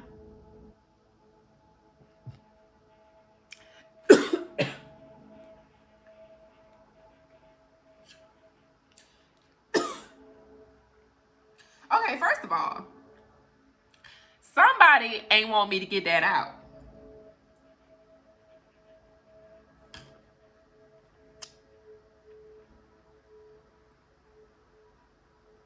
Because I just choked on my own motherfucking spit, bitch. Okay? But anyway, yeah. Yeah, we clearing that throat chakra up. We speaking up, all right? Or someone needs to speak up. A Scorpio need to speak up. Or something that is there's a Scorpio that need to speak up. Or a Scorpio is being blocked from communication, or there's a Scorpio that's feeling like they have to block out their emotions, and it's like they're coughing. Is that they want to speak up, but they're feeling some sort of blockage here. But anyway, and this is the sun in Scorpio. Take that however it resonates. All right, we went completely left. But anyway, let's get back on subject. All right. You are the type of person that has assumed responsibility for everything that you have gone through. And it did not turn you bitter. Okay? At one point, it may have, and that was something that you had to heal from. Because as these memories started to, these memories of the past, something from your childhood, or just being caught off guard in a vulnerable state, okay? Or whatever the situation is, okay, you were having memories of that. And you sat with that. And at one point, like I said, you did feel some sort of guilt. Because it's like, damn, I should have known better. Or you were taking on someone else's guilt. Yeah. You weren't feeling guilty, but you were experiencing the guilt of someone else. And you were channeling that energy, because Scorpios are very psychic and intuitive beings, all right? They tapped in for real. Scorpios are so fucking strong, yo. For real. I love Scorpios. I'm sorry. I love me a Scorpio.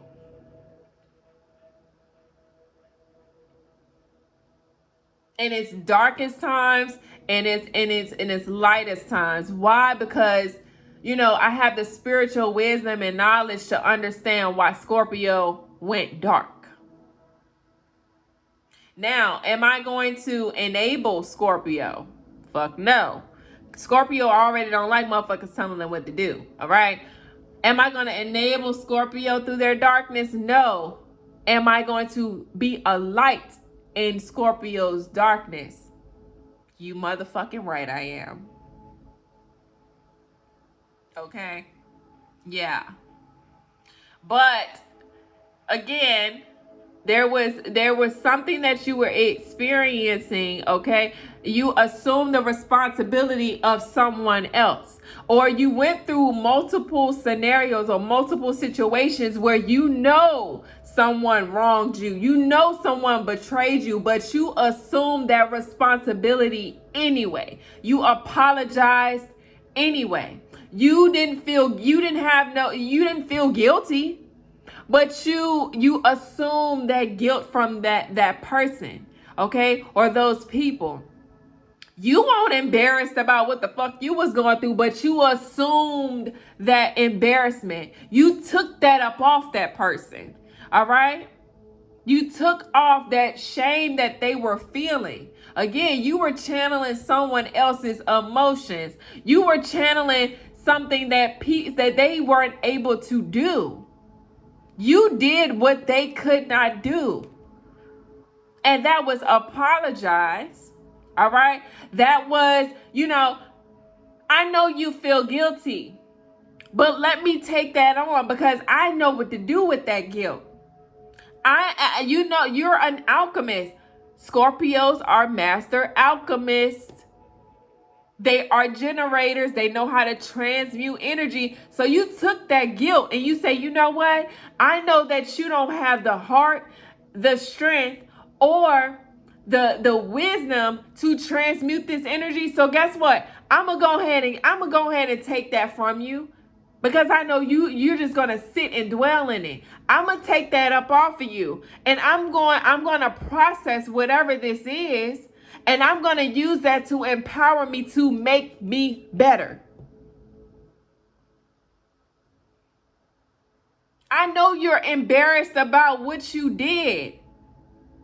Okay, I know you're gonna sit with it. So let me assume that embarrassment. Let me take that embarrassment up off you. Let me pack that on in my shell. And while I'm in my shell, let me go through this spiral. Okay, in private. Let me spiral and quirk the fuck out in private. But guess what? When I take that shell off, it's going to be, you're gonna see a completely different person. Let me take on that shame that you're feeling. Let me generate that to power me up, to make me a better person, to make me stronger. That's why you're immune to these attacks. That's why you're immune to the gossip. That's why you're immune to the smear campaigns. That's why you're immune to the rumors. You know who the fuck you are. You remembered who you were. And you used all of that to power you up, to make you stronger. And you use that force for the highest good. You did what they weren't able to do.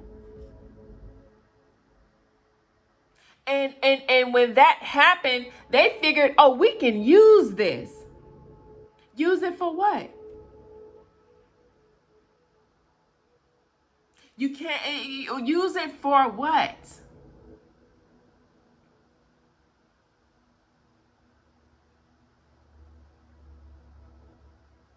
Now they're having no choice but to have some sort of respect for you, because whatever it is that they wanted to use against you in your time of healing, in your time of transmutation, and in your time of transforming, it just kept powering you up. You just kept getting wiser, more intelligent, stronger, more powerful. It made you better and not bitter. And that's what they were hoping. They were hoping that you would be stuck in this portal, stuck in a mirror somewhere, looking at yourself, being, it's like they tried to project these energies on you, or they dropped these energies off at your doorstep and thought that you would be stuck in a mirror somewhere, looking at yourself, looking and, feeling embarrassed, feeling ashamed, feeling guilty, just focus on these betrayals. But nah, you took all of that. You took all of it. And you put all that broken glass, all that shattered glass, okay, all those broken pieces, you picked them up individually and you sat there and put in the work, all right, to put those pieces back together, to rebuild yourself. And as you put those when you started putting the pieces together, you were like, actually, I don't even want this piece right here. I want this piece right here. And you constructed yourself into this whole different entity.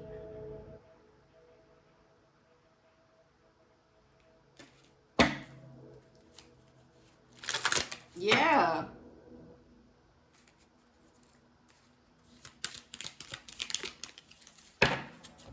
They wanted you to be disappointed in yourself. They wanted you to be disappointed that you had lost some things.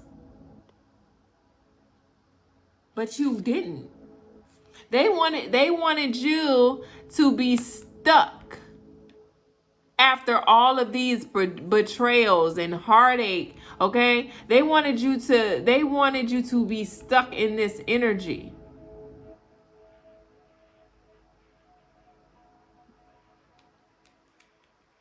They wanted you to be heartbroken and disappointed and sad and things like that and feeling powerless. But it only empowered you. It only empowered you. And as you were empowering yourself, the sun started to shine again. You know, your health started to get better, okay? Especially your mental health, all right? Because that's exactly what they were trying to attack. Not only were they trying to attack your character or break down your character, they were coming for your mental. Because like I said, this whole entire experience is mental. All right. So we have the sun here. All right. You're giving God the glory. Not only are you giving God the glory, okay, you're glorifying yourself. You know, at one point, you know, you may have wanted to be recognized or seen for this. But you got to a point to where, you know, during like your third round of this, you were just like, you know what? Fuck this. I don't even want to be recognized. I don't even want to be seen for this shit. I just want to be a better person. And once you arrived at that, once you got to that point where it was just like, okay, I don't even care. I don't want flowers from, because why would I want to receive flowers for someone who thought I was incapable in the first place? Why would I want to be recognized by someone who only could see me after I went through or grew through all of this turmoil and chaos? Why would I want that for myself? Why would I want that from someone when I can give that to myself? When I can see me and remember my identity. When I can recognize myself. When I can give myself the credit. When I can look in the mirror and be proud of who I see.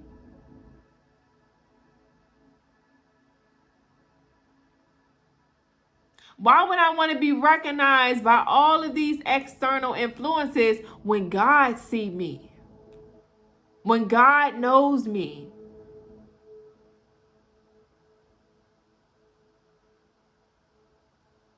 Why would I seek that recognition and that fulfillment and that validation from the outside world when God is giving me credit spiritually? When God has assisted me through all of this. And I got the nerve to want to or even expect to be recognized from these people, expecting flowers from these people, when God is gifting me the flowers here. The fact that I am here right now in this moment, that's enough credit.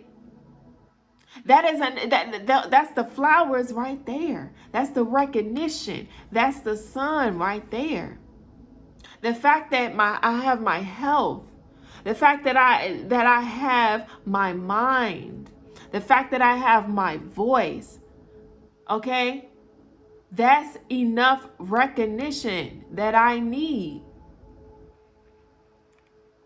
And being grateful for that.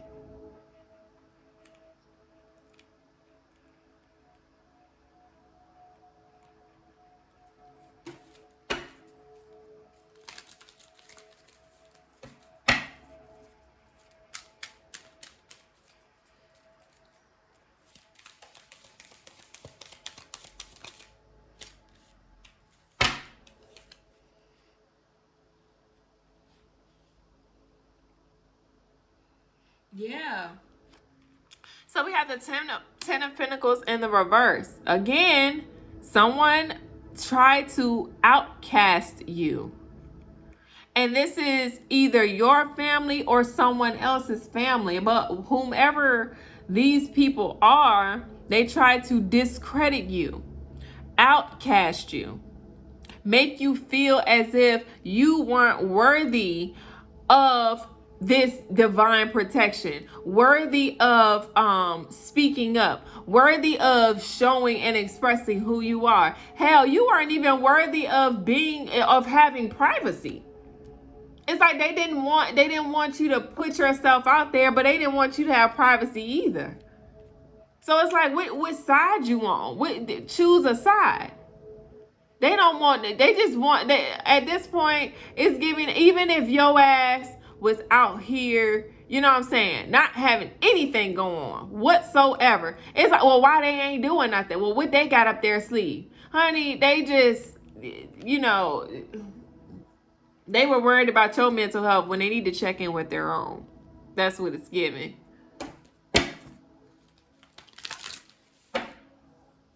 Yeah.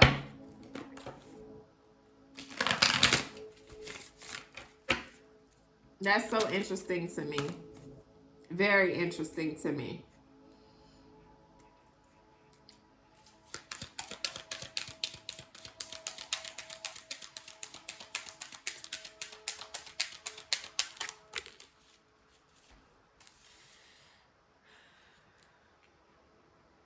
But yeah, we have Nine of Cups in reverse. And it's giving that whoever these people were, you know, that's what their intentions were. Once they outcasted you, or once they got into your head, okay, or whatever was in the works, whatever they had in the works, okay, this was their intent. They didn't want your wishes to come true. Okay, they didn't want you to have material and financial stability. You know, they didn't want you to be satisfied. Why? Because they were greedy, or they just wanted you out of their way. They were hoping that your wishes wouldn't come true. They were hoping that you didn't get to a point where your manifestations came through. They were hoping that they knocked you down just enough levels so that your prayers wouldn't be answered, so that your manifestations wouldn't come through, so that you wouldn't align yourself at a certain point or a certain level for all of this to manifest for you, like these miracles and prosperity, okay, and transformation and healing. Okay, they wanted you down bad, and that says a lot about who they are and what they're about.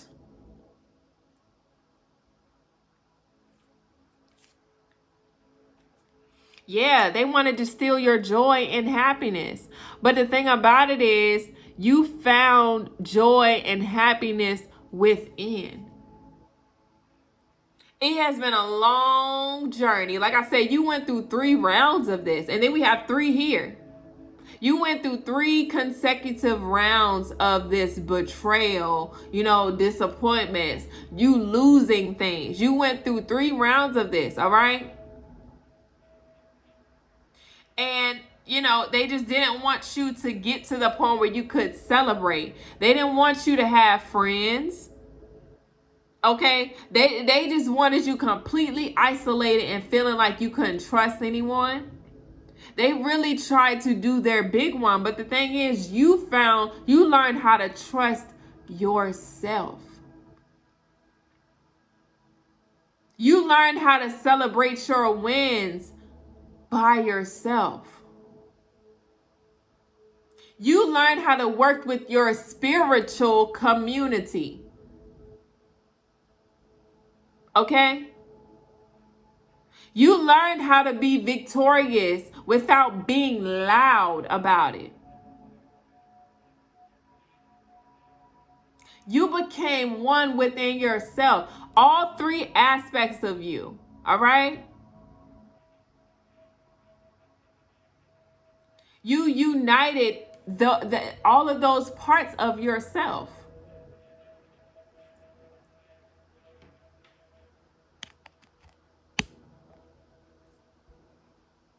And that's the best thing that, that's the best thing that could have ever happened to you. Honestly, was you to be happy and content with yourself. Why? Because now you've arrived at a point where you now have entered into this space where you are no longer dependent on anything or anyone for your happiness. And you have gotten to a point where anything that makes you happy or feel good is just an additive, but you don't necessarily need it to be happy.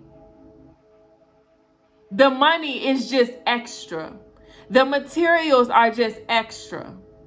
The people are just extra. You have mastered the law of detachment. Detaching from people, detaching from environments, detaching from money. Money has a hold on so many different people to the point where they have a willingness to do anything for it. Even in desperate times, they are willing to do anything for it. And you even had to go through that test. What are you willing to do to keep that house, to keep that car, to keep these relationships? And what did you choose? Fuck it all. I'll give up all this shit. If that means I'm at peace and I can walk around with a clear conscience and not feel guilty, because you felt guilty in times where you shouldn't have even been guilty. You were ashamed at times where you shouldn't have even been ashamed or embarrassed. And what did you say to yourself? Fuck that. I don't give a fuck if I lose this car. I don't give a fuck if I lose this house. I don't give a fuck if I lose these relationships. Why? Because I am content with me. I'm good with me.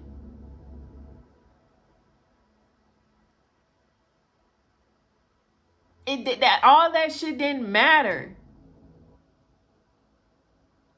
And you weren't willing to do what others had to do to keep their home, to keep their car, to keep those relationships. You said, fuck it.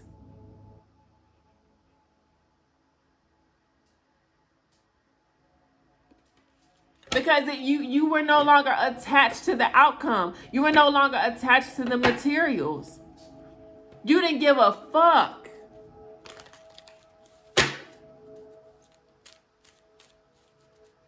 Because you knew, okay, yeah, I may have lost this. And I said this earlier. Yes, I may have lost this at this time. Okay? I may not have the best hair. I may not have the best quality nails. I may not have the best home or the best car. I may not have the best clothes, but I got me. And a lot of people will never understand that in this experience. Some people will never arrive at that. The law of detachment is hard as fuck to achieve in a world that makes you dependent upon it. Financially, spiritually, physically, okay, sexually. When you can say, you know what, actually, I can take this little bit of money and I can be good with this. I can refrain from having sex. Okay? I don't have to be around the crowd or be in the crowd or be in the midst or have people around me. I'm good with sitting to myself. Yeah, they wanted to steal your joy and happiness, and it only made you stronger. Again, they didn't want you celebrating. They didn't want you to have friends. It's given that, these people did the most so that you wouldn't have friends. That's where the rumors start. The smear campaigns, all the lies, okay? All those conjured up stories, the false documents and shit.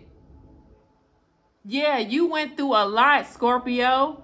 Like I said, it's giving Scorpios. They use everything against you. Like I said, this is for a Scorpio as well.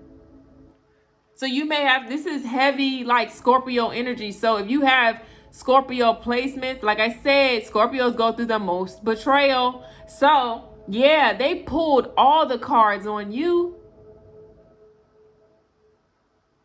in hopes that nobody would fuck with you. But that same passion that you had, that same intensity, okay, everything, the responsibilities that you assumed, okay, all of those things that they tried to use against you, you just kept using to build you up and to make you better. And people can see that, and it completely it counteracts everything that they attempted to use against you.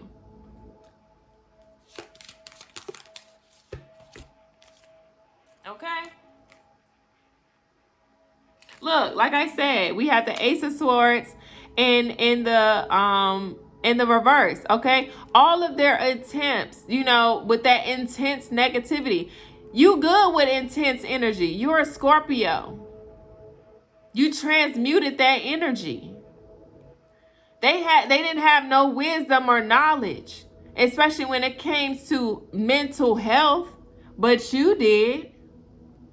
And you use that.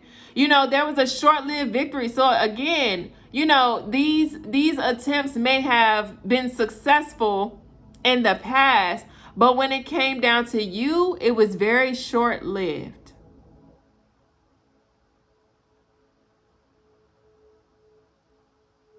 People wanted to manifest chaos and destruction in your life, but you're a Scorpio. You thrive in chaos. You thrive.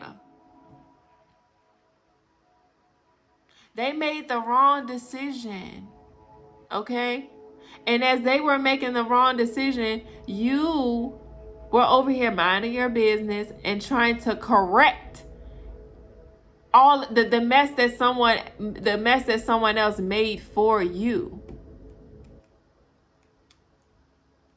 And you did so gracefully. You just like, well, it's like every time someone tried to mess up your life or create chaos, the divine gifted you a way to clean it up. It gave you the tools for you to be able to clean it up. Every single time, and they could not stand that because it's just like, damn, why does person keep getting saved from everything that we're doing? Well, fucking obviously, maybe you shouldn't be doing it, okay, first and foremost. But again, that should tell you something. That if you feel like this person just keep getting saved, then why keep bothering them? That's an obsession. When you constantly try to get something from somebody, especially if they've blocked you out, if they've told you no, and you're still trying to do things, you have but now become an obsessed fan. Obsessed.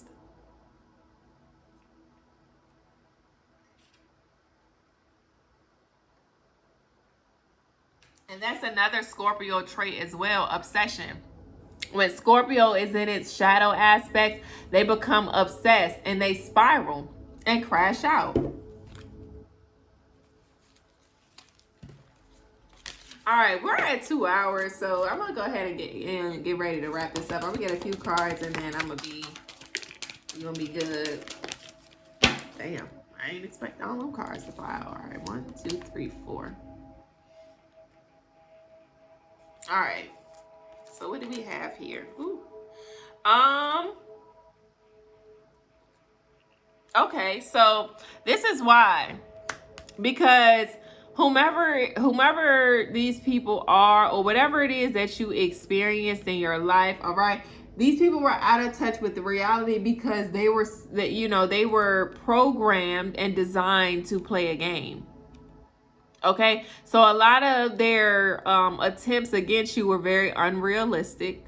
Okay, and a lot of these people were kind of lazy. So it's giving that if you've gone through all of this shit, you're definitely not a lazy person. You may take time and take breaks away, but you are nowhere near lazy. But these people are lazy. So it's giving that, they like things to come to them easily, or they have just been raised in environments where they've gotten it easy. Okay, or someone put in the work for them for their life to be easy. So what do you think this person is doing? That's what they are afraid of, because whoever this person is, whoever you are, you had to go through the same exact things that their people had to go through to make their lives easier. But they don't want you to be there because they know what all that comes with. They know the freedom that comes with. They know the privilege that comes with. And they want you to, all my life I had to fight. Because again, greedy, conceited, not wanting to share. They didn't want to share with you, or they just didn't want you to have a share in this privilege or this freedom. Because in the back of their mind, if this person get a slice of the pie, well, what we gonna eat? Or we're not going to be able to eat as much. So they saw you as a threat.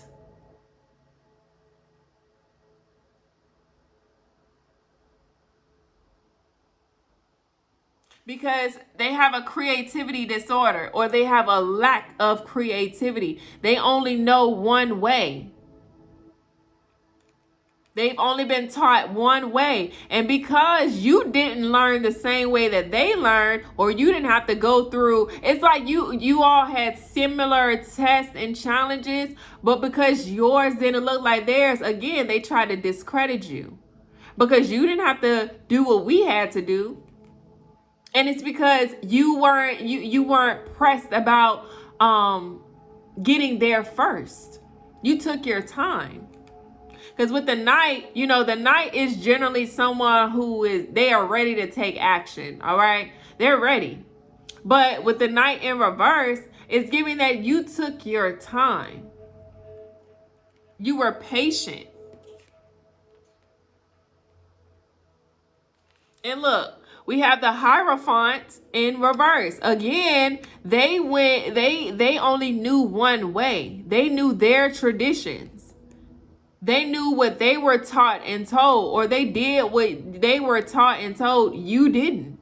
Non-traditional education. So it's giving that you're self-taught. But the thing is, you're not really self-taught. You just tuned into yourself, or went within when they were trying to isolate you and get you out the way. You took that time to get to know yourself.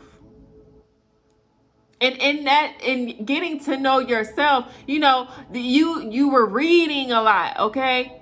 Non-traditional education. Instead of going to a school to learn, you said, well, what the fuck? Why am I going to a school to learn when I can just go to the library, get the same book, and read the shit myself and interpret this book how I am receiving it? And how it aligns with me, how it resonates with me. Let me take out the time, instead of someone telling me to define this word or define that word. I'm just going to define the words that stick out the most to me. You didn't conform to the traditions. All right? It's giving that whoever these people are, it's like they tried to throw their degrees in your face. Them going to these high-ranking schools in your face. Okay, them having their masters. Okay, it's like to them I have my masters. I have my PhD. Okay, but here you are trying to prove a point to someone without one, though. So how how educated are you really? Okay?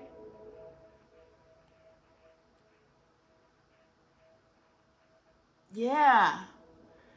You know, when you, in hindsight, when you look at it, okay, I said in a reading, I think I posted, I'm not sure if I clipped it out, but I was like, you know, when people have to climb off their pedestal to prove a point to someone that they figured wasn't even, you know, they felt like you weren't credible, you weren't deemed worthy.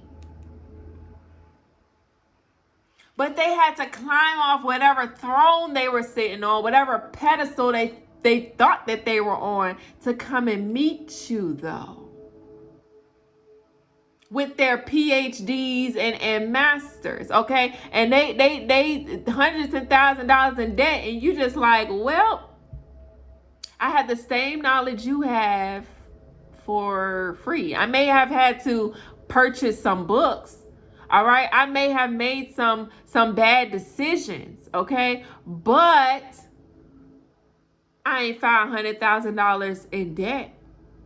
I'm not having to,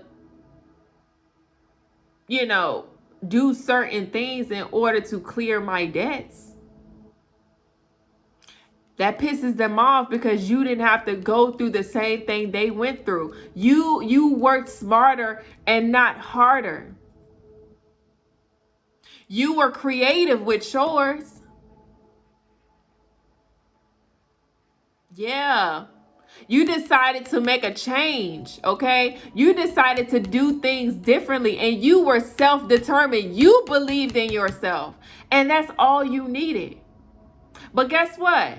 Even though they tried to discredit you or make it seem like you weren't qualified for your position, they believe you more than you believed you. Why? Because again, anytime somebody got to climb off their throne or come down off of their pedestal to meet someone else that they have already tried to make it seem like this person wasn't credible or qualified, that says a lot. They believe in you more than you believe in you.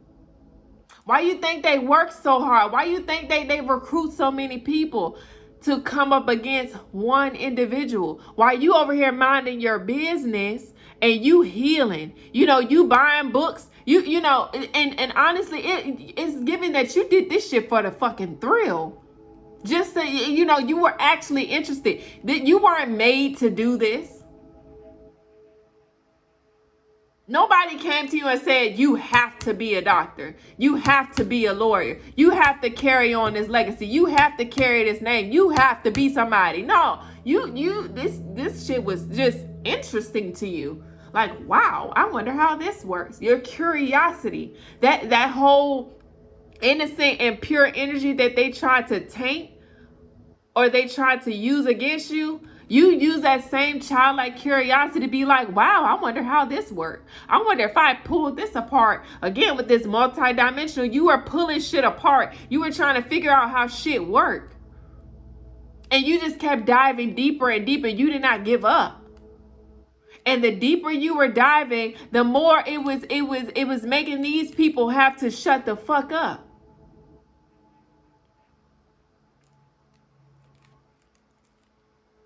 They wanted you, they wanted you to shut up, okay? Because whatever it is that you were doing, whatever it is that you were working on, it was kind of like, it was negating whatever it is that whatever teachings they were subscribed to, or whatever they were teaching, or whatever they were being taught. It completely contradicted everything that they believed, and it made them uncomfortable. So they wanted you to shut up.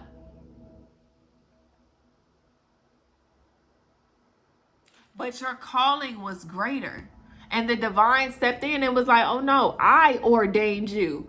You didn't need someone in power or in leadership or that had this title and this role and that. You ain't need them to ordain you because the big dog ordained you. I ordained you. I gave you this assignment. I gave you this vision. I guided you to these books. I guided you to this understanding. I guided you to this wisdom. I guided you to this knowledge. I'm the one who placed you here to experience this and teach others. I'm giving you these downloads. I'm making you this creative being. I woke you up to who you were.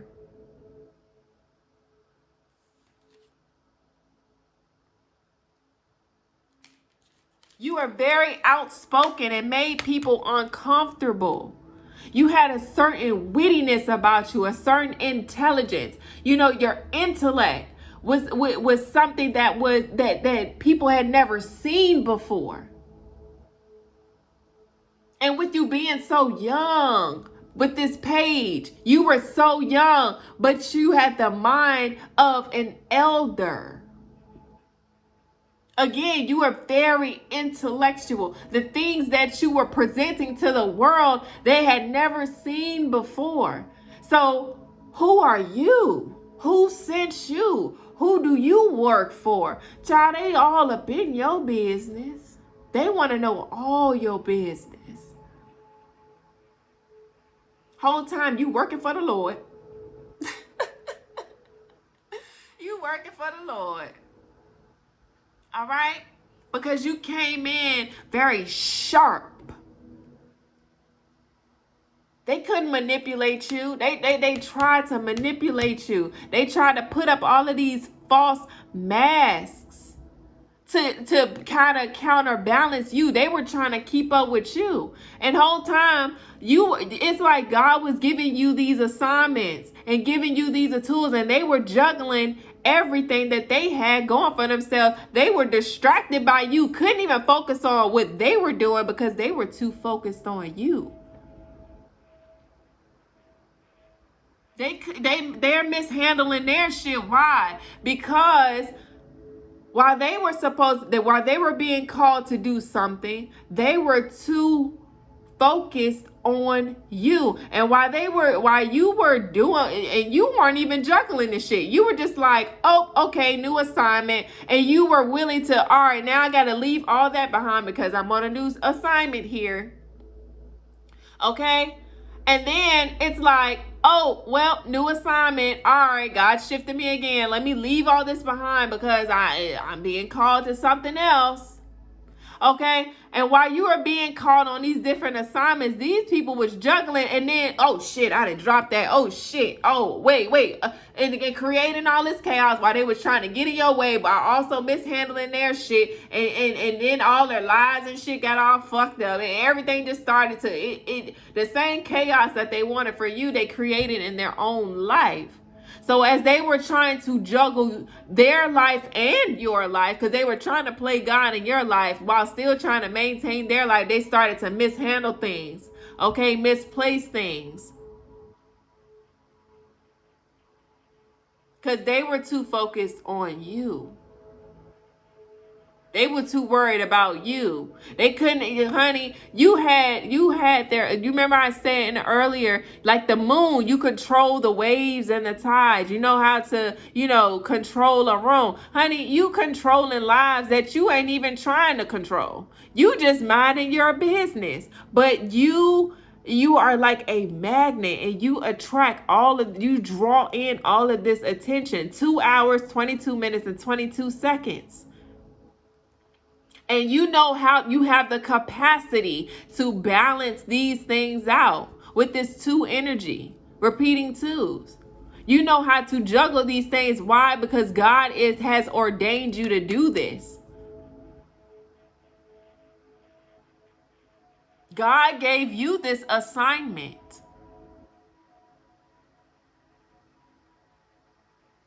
And look, we had the 3 of Pentacles. God recognized you, the God in you, okay, was able to see the God in others. And the God you see in others, you know what I'm saying? It directed you and guided you to God. So it was just like this circle where you saw the divinity in yourself, you see the divinity in others, and that guided you to the divinity of the entire consciousness of the entire universe, and that acted as a mirror onto you. It's like, well, damn, I'm experiencing and seeing all these personalities. Wow, that gotta be a part of me. If I'm looking in the mirror, if I know and I'm aware of portals and mirrors and shit like that, okay, part of you is part of me. You are me. I am you. Oh shit. And you took those lessons. You're like, okay, instead of taking this shit personally, all right, okay, even though you're human, you grow through your feelings and the ebbs and flows of life, but overall it's giving that you use this as, okay, you would analyze and observe a person, and it's just like, oh, well, I like this about you, but I don't like this. So I'm going to take the things that I like, and then I'm going to use the things that I don't like and tweak it a little bit, and I'm going to make it a part of me, since that's what you're trying to do anyway, since those are your intentions anyway. Let's see how I can tweak this shit. And you don't even say nothing about it. You just observe, and it's like, ooh, let me get this, let me get that. Kind of, I ain't gonna say assuming the role of God, but God lives through us. Some of us, all of us really, but God lives through us. God expresses itself through us. God used us as a channel and a vessel to express itself. So with that knowing, it's just like, oh, all right. I see how this works. I kind of have some sort of understanding of how this works. So let me try this shit out. All right? And you don't say shit. That's why when it's time to detach, you can say, you know what? Even though you have, even though I have this connection with this person, or even though I feel this way towards this person, I know that I'm just going to meet them again. And with you coming to accept that, you change the game. Like, you were able to detach, because it's just like, if and when it's time, we will meet again. And we may not meet in the same bodies or in the same realm, okay? Well, we gonna meet again. But I'm being called away from whatever this is, or whomever you are, because I'm on a different assignment. I'm going to answer the call because I know what happens when I don't pick up the phone. So, yeah. You have some rewards coming in. God is recognizing you. God is about to put you on the pedestal that someone tried to take you off of, or someone tried to discredit you for, or defame you for. Yeah.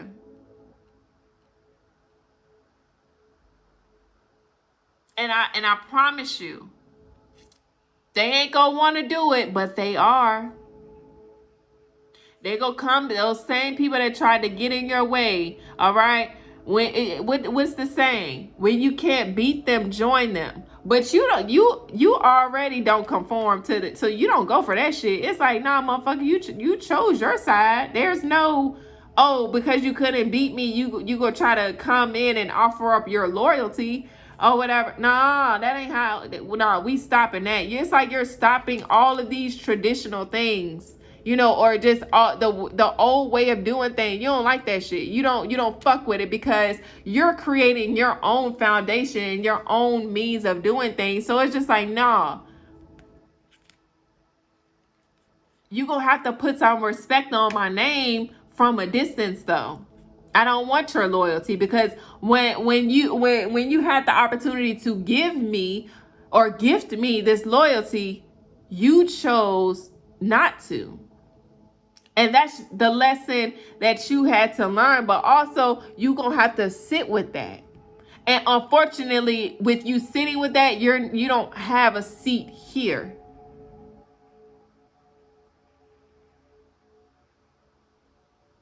All right. There is going to be some sort of communication. Some people that are going to try to communicate with you.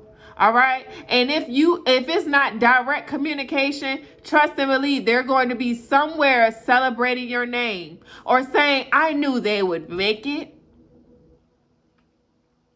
I remember when we used to kick it. Oh yeah, I know him or her.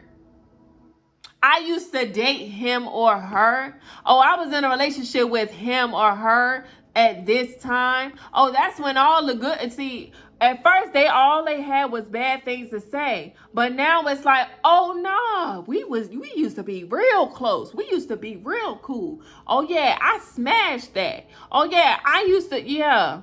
All of that's gonna start to come out.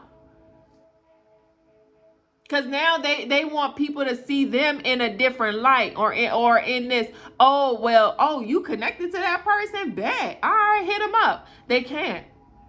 They don't have no access. The only thing they can do is sit with the memories of the past. Remember when that memories of the past came out? And it was like you were sitting with the memories of the past, but you were using it to make you better. All right. These people are going to have to sit with the memories of the past. And those memories of the past is never giving themselves the opportunity to correct it in time. Or to make things right. To apologize. Everything that you did for them, apologize. Take the responsibility, feeling guilty. You know, when you were growing through all of that, right? And you took on and assumed those responsibilities, even though they weren't yours. Okay, now that's the energy that they will be sitting in. They're going to be embarrassed at the fact that they betrayed you. All right? They're going to be ashamed of the fact that they betrayed you. They're going to feel guilty because even though to these people that they're meeting and talking to, like, yeah, I used to know him or her, we used to date, they're shifting up their stories. They used to talk about all the bad things, and half of it was lies. More than half of it was fucking lies. But now they switching up the trajectory of their story. Like, oh no, they used to be this and they were so cool and they used to do ta-ta-ta-ta-ta. Yeah. And that's because they feel guilty and ashamed and embarrassed that they did all of this to you in the first place. So they may not directly be communicating to you, but they're communicating to somebody about you, and I can guarantee their stories are switching up. And like I said, some people may even and some people may even try to come in and collaborate with you. Hell, they may even be so desperate that they may send a third party in to collaborate with you because they can't even face you with all the guilt and shame and embarrassment that they're holding on to.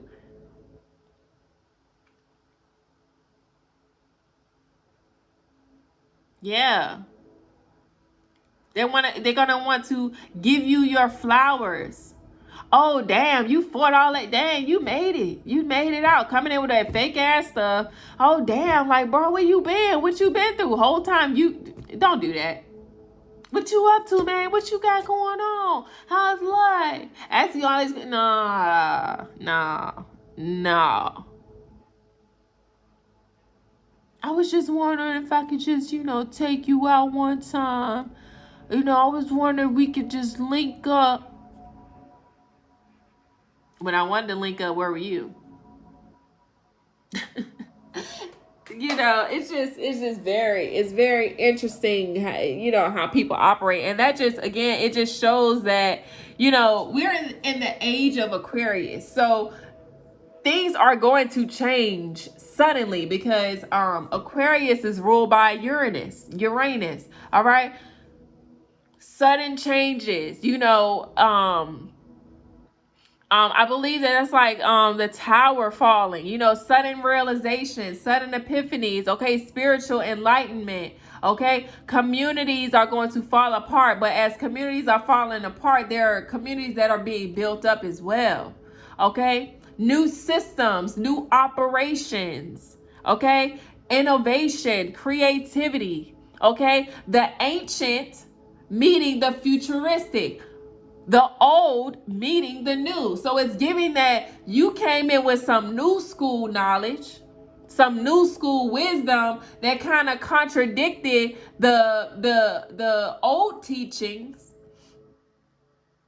And that's what, honestly, that's what had people trying to discredit you in the first place, because you came in with some new school teaching. Again, this was something that people had never heard before, people had never seen before. So they tried to discredit you. They thought that you were just talking out your asshole.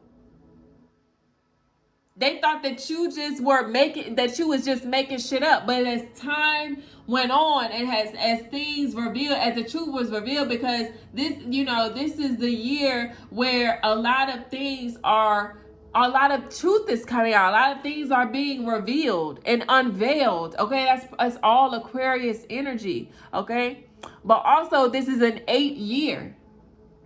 Scorpios are getting dragged this year, or have been getting dragged.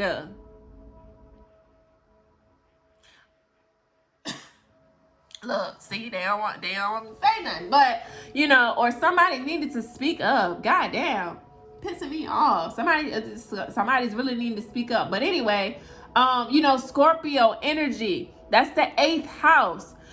Things that were hidden, things that were happening private are now being unveiled by this Aquarius energy. All right? Scorpio 8th house. That's where your sexuality, okay, your sexual organs. Why do you think a lot of issues surrounding sexual health? Why are so many people talking about STDs and STIs, whether spiritual or physical? Why are people talking about their sexual organs? Why are people starting to come out and speak on their sexual organs, or about the transgenders? Why are we seeing an influx of transgenders? Okay, why are things being revealed about people's sexuality, their true sexuality? Why are people so confused about their sexuality? Okay, all of these hidden aspects and everything that was lying dormant within is now being awakened. Aquarius is about awakening, bro. People been trying to tell y'all this shit, but because it doesn't align with the old teachings or the ancient teachings, okay, how can we learn, or how can we speak on evolution? Because people have been convinced that everything happens, there's nothing new under the sun. Okay, but what does that mean? There may not be anything new under the sun, but there's a lot of shit hidden behind the moon. Come on.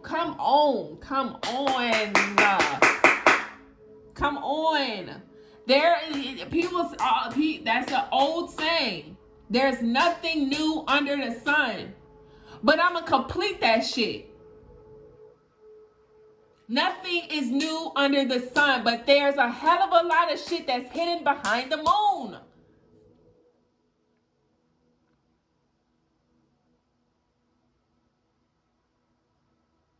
Take that how the fuck it resonates, all right? But like I said, people think that there isn't a new way of doing things, that things are just repeating. Yeah, because you were convinced of that. You were told to believe that, and you did, and that became your reality. But with this age of Aquarius, people are waking up and saying, oh, actually, there's more to this shit. There's some hidden aspects. Scorpio, 8th house, 8th year. Aquarius, 11th house, new changes, new things, new innovations, new creative ways, newness, New beginnings, fresh starts. Why are things being dismantled and torn apart? Why are the towers falling? So that there could be new structures that are being built.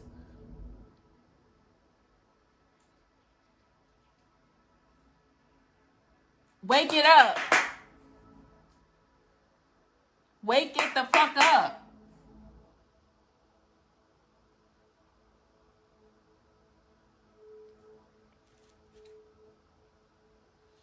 And what did I say? We have Page of Pentacles that's coming out. Okay, everybody is having to stop. It's giving that whoever was at the tail is about to be placed at the head, and whoever was at the head is being placed at the tail. Why? Because the poles are shifting. People been talking about the poles shifting for a long time, and guess what? People were keying like, oh nah, that ain't nothing going on. They are what they were saying.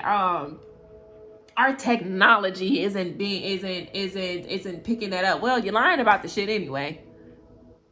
All right, we know what's going on for real. We can feel it. The poles are shifting. You can see it happening. Okay, snow in Texas, bro. You know what I'm saying? Come on now. Hurricanes and storms hitting in places that that it's not supposed to be hitting, or things happen consecutively in a pattern. Come on now. The pattern is being broken. Shit is shifting. All right. Yeah.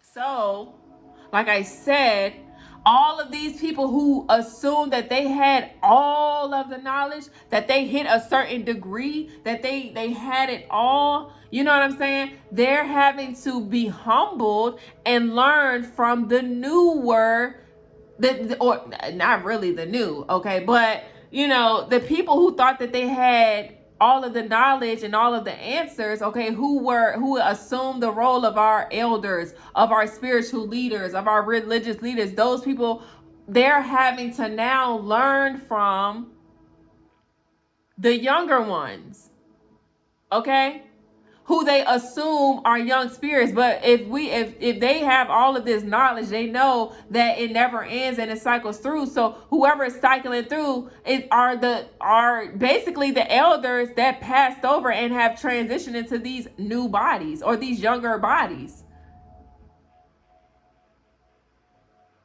So it's like, bro, pick a side on what, you can't pick and choose when to use this knowledge. All right. All you got to do is put two and two together and it makes sense. So if you feel like just because you are because you're older in physical age, that you know more than someone who's younger than you, you really don't even understand. You don't even abide by your own concepts or beliefs. Because if you did, and you know that, okay, apparently, things are always cycling through, you should know that, again, the elders that passed over, when they left with the knowledge that they had, because and the thing about it is, a lot of these elders that are passing over, okay, and transitioning into these younger bodies, or coming into this now experience, a lot of people not talking to their elders no more. A lot of people don't talk to their grandmas and grandpas. They don't talk to their aunties and aunties. They don't talk to their uncles and aunties no more. They don't. The family dynamic and the family structure has been broken down in some realms, to the point where people don't talk to their elders. So all of that hidden knowledge that they had, all of that wisdom that they had, they took that with them. And as they transitioned, they came into this reality, and they're just like, oh, well, actually, here you go. And for those elders that passed away or haven't fully transitioned, because for whatever reason there was a curse that wasn't broken, or they're trapped in limbo somewhere, or they became a lost soul because they didn't heal some shit or whatever, guess who they coming to? The motherfuckers that are tapping in and tuning in. They may not be tapping in and tuning in with their elders, but they're getting more interested in tapping into their spirituality and talking to these spirits and getting to know these kindreds, okay? And getting to know what's happening around them in the unseen realms. Okay, they're taking a lot of people are in isolation, and while they're in that isolation, they're growing deeper in their spirituality. Okay, especially for the ones that have been outcasted, the ones that were put or placed in isolation, the ones who, who are socially awkward, or the ones that are deemed with mental disorders and mental illnesses and shit like that. They're tapping in to their spiritual gifts. They're tapping into the spirit realms, okay? Because they don't have nothing else. They don't have anyone else. Why do you think so many people are building up their faith or growing through so many different spiritual experiences and events? Because y'all trying to isolate these people. Why you think motherfuckers be talking to themselves or getting acquainted with themselves or meditating more or staying to themselves? You think they just in the house watching TV and shit like that? No, motherfuckers get curious and get antsy and they start to dibble and dabble. They start to research, okay? It's a lot of people out here that's acting like they ain't doing half of the shit that they are participating in, okay? And for those elders that transition or passed over and they're waiting, trust and believe they're tapping in and communicating with those spirits, with those guys, with those ancestors, with those elders. Half of them don't even know it. But they have opened themselves to the possibility of it though. This is why so you see certain people coming out and sharing new information. You sit there like, oh, I ain't never heard that before. Why? Because their elders or someone close to them or connected to them, hell, they don't even have to have any ties to the motherfucker. But they see them as an open vessel or someone who's willing to channel these messages or get this information out, okay, to share, and they use them.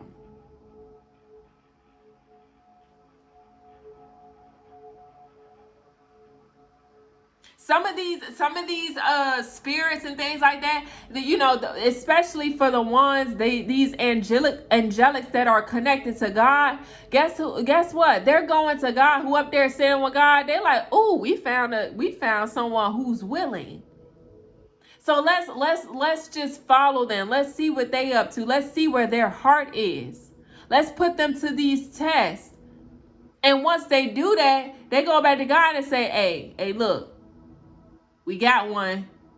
This is the one right here," and they choose you.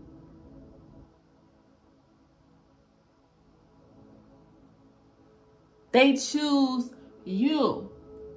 So again, whoever's trying to discredit you or whoever's trying to act like you aren't qualified, all because you're not certified, all because you're not, we getting away from that shit. Don't nobody give a fuck about that anymore. If you good at what you do, you good at what you do.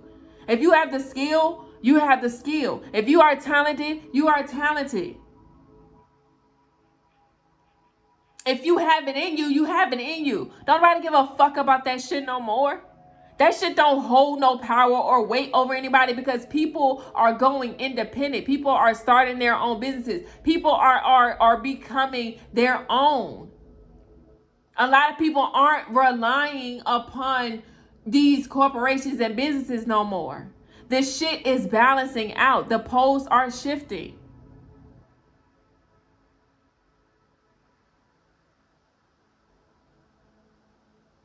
Yeah. Don't nobody give a fuck about that shit no more. That shit don't hold no power or weight over anybody. In your world, it does. But in someone else's world that you're trying to corrupt and infiltrate, it doesn't. Don't nobody give a fuck about your legal paperwork. Don't nobody give a fuck about that. You can't tell nobody they aren't in union or married to someone just because they don't have the paperwork for it. That shit don't hold no power or no weight because God ordained that relationship. God is in the center of that, and they didn't need no witnesses for it. They didn't need the validity of other people, of their family and friends to say, you know what? I want to do life with this person, and I'm going to make this commitment to God. We're going to sit here and make this commitment, and we're going to invite God into this relationship, into this marriage, into this union, like it happened in the ancient days, okay? Bringing the ancient into the future. We don't need that legal ass shit. Because regardless, we love each other with or without. We fuck with each other with or without. We're going to do this shit with or without. We're still going to make this money. We're still going to start these businesses. We're still going to figure this shit the fuck out.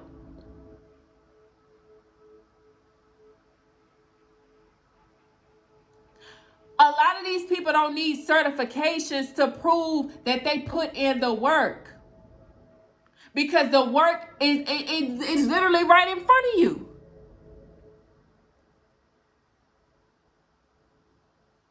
For some, a lot of these people that are fitness gurus and stuff like that, and people try to discredit them like, oh, well, you ain't got your personal training certification. Bitch, I ain't need one. I know more than what you know.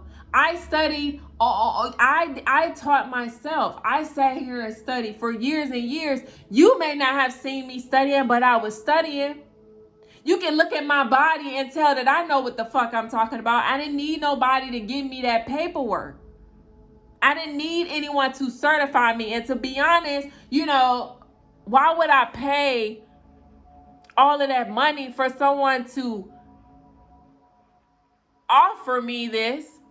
Okay, put me through all of these tests when all I got to do is do the work, read the books, do the work on myself, provide results, and I'm good.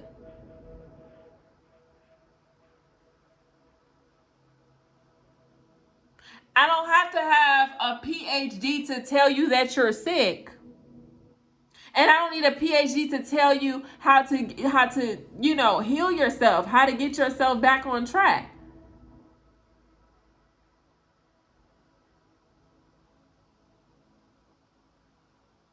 Why?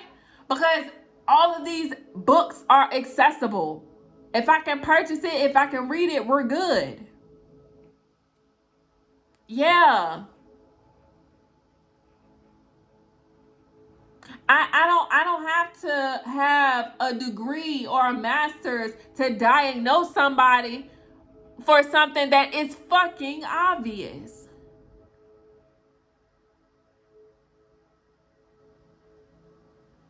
Why would I go spend $10,000 on going to this school when I could just hop on YouTube and learn? Why would I go learn from this when I can do it this way? Okay, that's the age of Aquarius. Technology, advancement. Come on, y'all. Y'all gotta get out your own way. Y'all gotta stop being stubborn. Get out of your own way. Okay? If you stay stuck wherever you are because you think you already know what you need to know, you've learned what you already need to learn, and you think that you have it all, and you stay stuck in that time space, you're going to eventually get left behind. Those old tricks and games aren't going to keep working after a while because there are new inventions that are coming out. People are getting more creative. If you look at, okay, I love using this as an example, no matter what the conspiracy theorists may feel or whatever the fuck. Okay, whatever's going on behind the scenes, who fucking cares? At the end of the day, when you look at Kai Cenat, I think that's how you say his name. Okay, look at all of these older influencers, older public figures who are currently working with this guy or working with this young man. Okay, I don't know how old he is, but working with this young man, coming on his platform, learning his ways, and they're actually sitting there like, okay, how do you do this streaming stuff? How do you get people engaged like this? Okay? And it's fucked up because everybody like, oh, they gonna take him out. They gonna no, because this man has presented to the world a new and more innovative way, a new and creative way to orchestrate some sort of influence or to have some sort of influence. So again, always aren't working. Why get rid of this person when we can learn their ways, when we can learn from them, when we can collaborate? Aquarius is about community and collaboration. Instead of taking this for myself, how can we collaborate? People are starting to see the value in community again. They're moving from the self and working with the community. There is a mass transformation happening, a mass separation that's happening. But a lot of people don't see it because they're so distracted in other people's worlds and other people's business. And they don't have a willingness to learn because they already know it all. They're conceited. When something works for someone for a long time, eventually that shit is going to be washed out. That shit is going to get old. I mean, for most of y'all in marriages, or for y'all that are older, let's be fucking honest. You want something new and fresh because the shit get old after a while. Why would any of this life shit be any different? So you see these major public figures and influencers, collaborating with Kai, learning from him, like, yo, all right, what does this mean? Okay, y'all need to start, you need to get out your fucking ego and start asking questions. See, a lot of y'all be so deep in your ego, deep in your bag, to where you feel like, oh, I ain't gonna ask this person for help. I ain't gonna ask them what this means. I ain't gonna ask them what they know. Okay, well, keep being slick then. Keep trying to be sneaky. Keep sending your third parties to do the work that you don't want to do. Keep hacking into people's shit. Keep doing weird stuff to keep up or to be in the know. And even when you do these things, you still don't really know. You're not getting the full blueprint.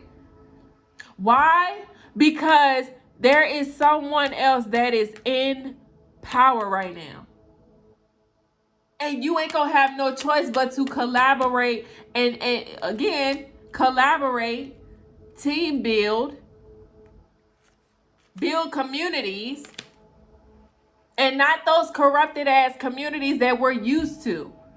The whole system of corruption is collapsing.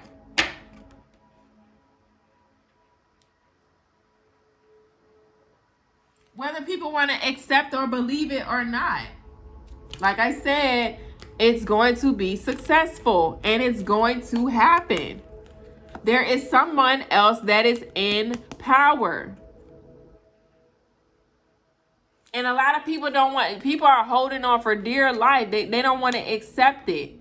They don't want to make those changes. They're stubborn and stuck in their ways. They're stuck in that time space. They're stuck in that one identity that they held on to for so long. They don't know themselves outside of that. This is a time of redemption. A lot of people can redeem themselves. A lot of people can still learn. A lot of people can, change the course or the direction in which they're going. Now, unfortunately, some people aren't going to have those same open doors. However, whoever these people that are being closed out or separated, okay, it's because you're not prepared, nor are you ready to enter these rooms. You have to do some work before you can even receive your invitation. And that is going to humble a lot of people.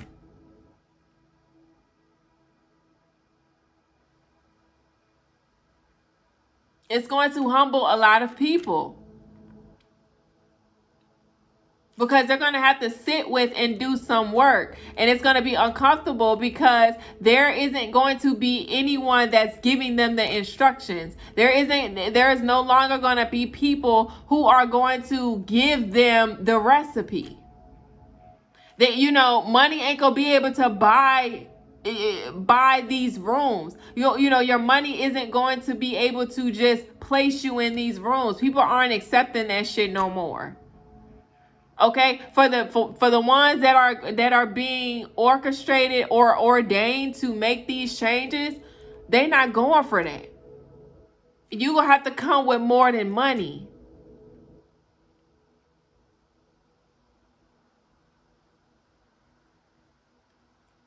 It's gonna be way deeper than that. Money, not only is it going to be deeper than that, money in itself, the value of money is changing. The currency is changing. Yeah. The currencies are changing. So even if you say, oh, well, how much is this going to cost me? You can't afford it.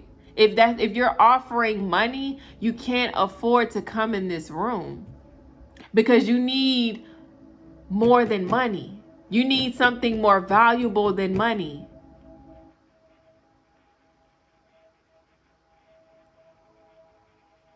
You need something more powerful, more valuable than money. Money don't you can't use money to get into these new rooms. That fake ass, the fake ass facades and the fake smiles and the fake it till you make it, that's not gonna work in these new rooms that are being built, in these new communities that are being built. You're gonna actually have to do some work because again, Aquarius is the elder of the air signs. Okay, with Aquarius being the elder of the air signs, okay, it's the wise, intellectual elder. Communication means a lot to Aquarius. Aquarius are the know-it-alls. All right, so again, if you think you're going to manipulate your way into these rooms, okay, during the age of Aquarius, or, these people are wise. It's a lot of shit that people aren't really going to go for. Aquarius is about the community. And if you're going to infiltrate or corrupt this community, if you came from that energy, you came from that upbringing, you have that mindset, you're going to have to do a lot of work to reverse that, to reprogram that. And that shit doesn't just happen overnight. Even if you keep trying to convince yourself that you've changed or that you no longer have that mindset or that's no longer your character. Nah. Years and years of tradition, years and years of programming, okay? Years and years of training, years and years of grooming. That shit doesn't reverse overnight. That shit doesn't change overnight. It's going to take a lot of work to reverse that. So if you think that you're just going to switch sides or buy yourself into it or offer up your loyalty, that's not how that's going to work in the age of Aquarius.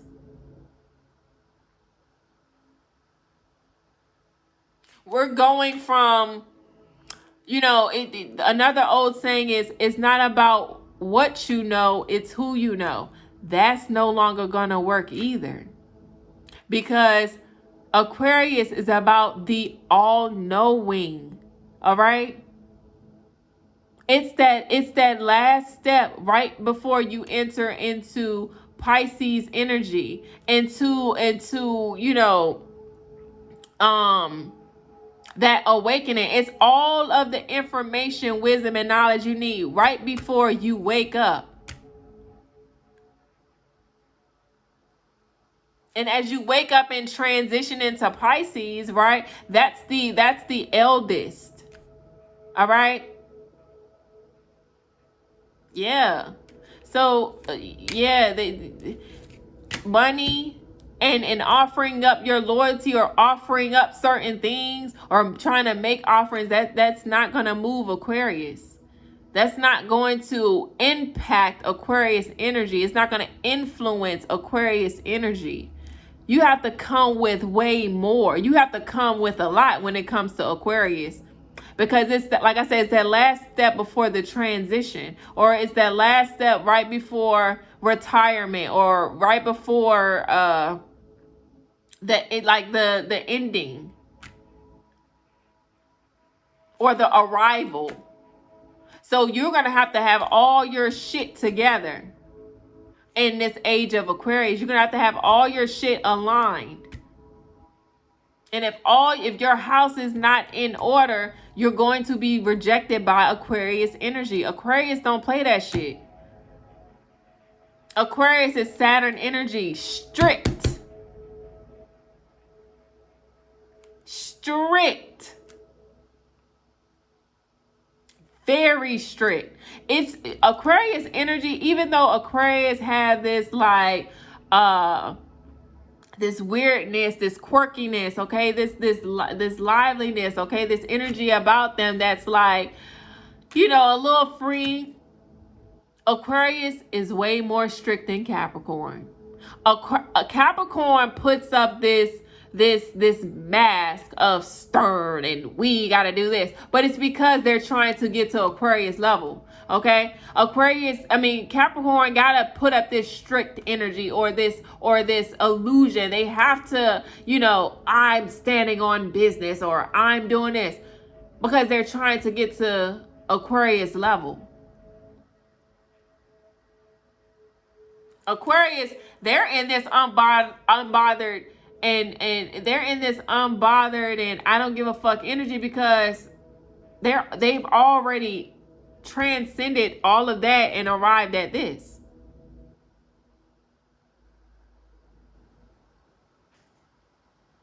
Aquarius ain't got shit to prove. Everything leading up to Aquarius, all 10 zodiacs leading up to Aquarius, has something to basically prove to Aquarius.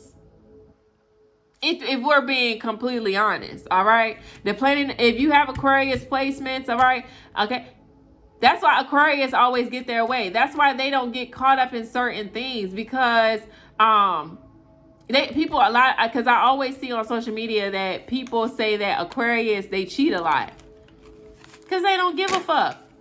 They've mastered the law of detachment. They don't care. And with Aquarius know-it-all intellectual ass, in some way, shape, or form, they're going to justify their cheating, and it's going to make sense. They're going to come up with some sort of intellectual concept that's going to validate and justify their cheating.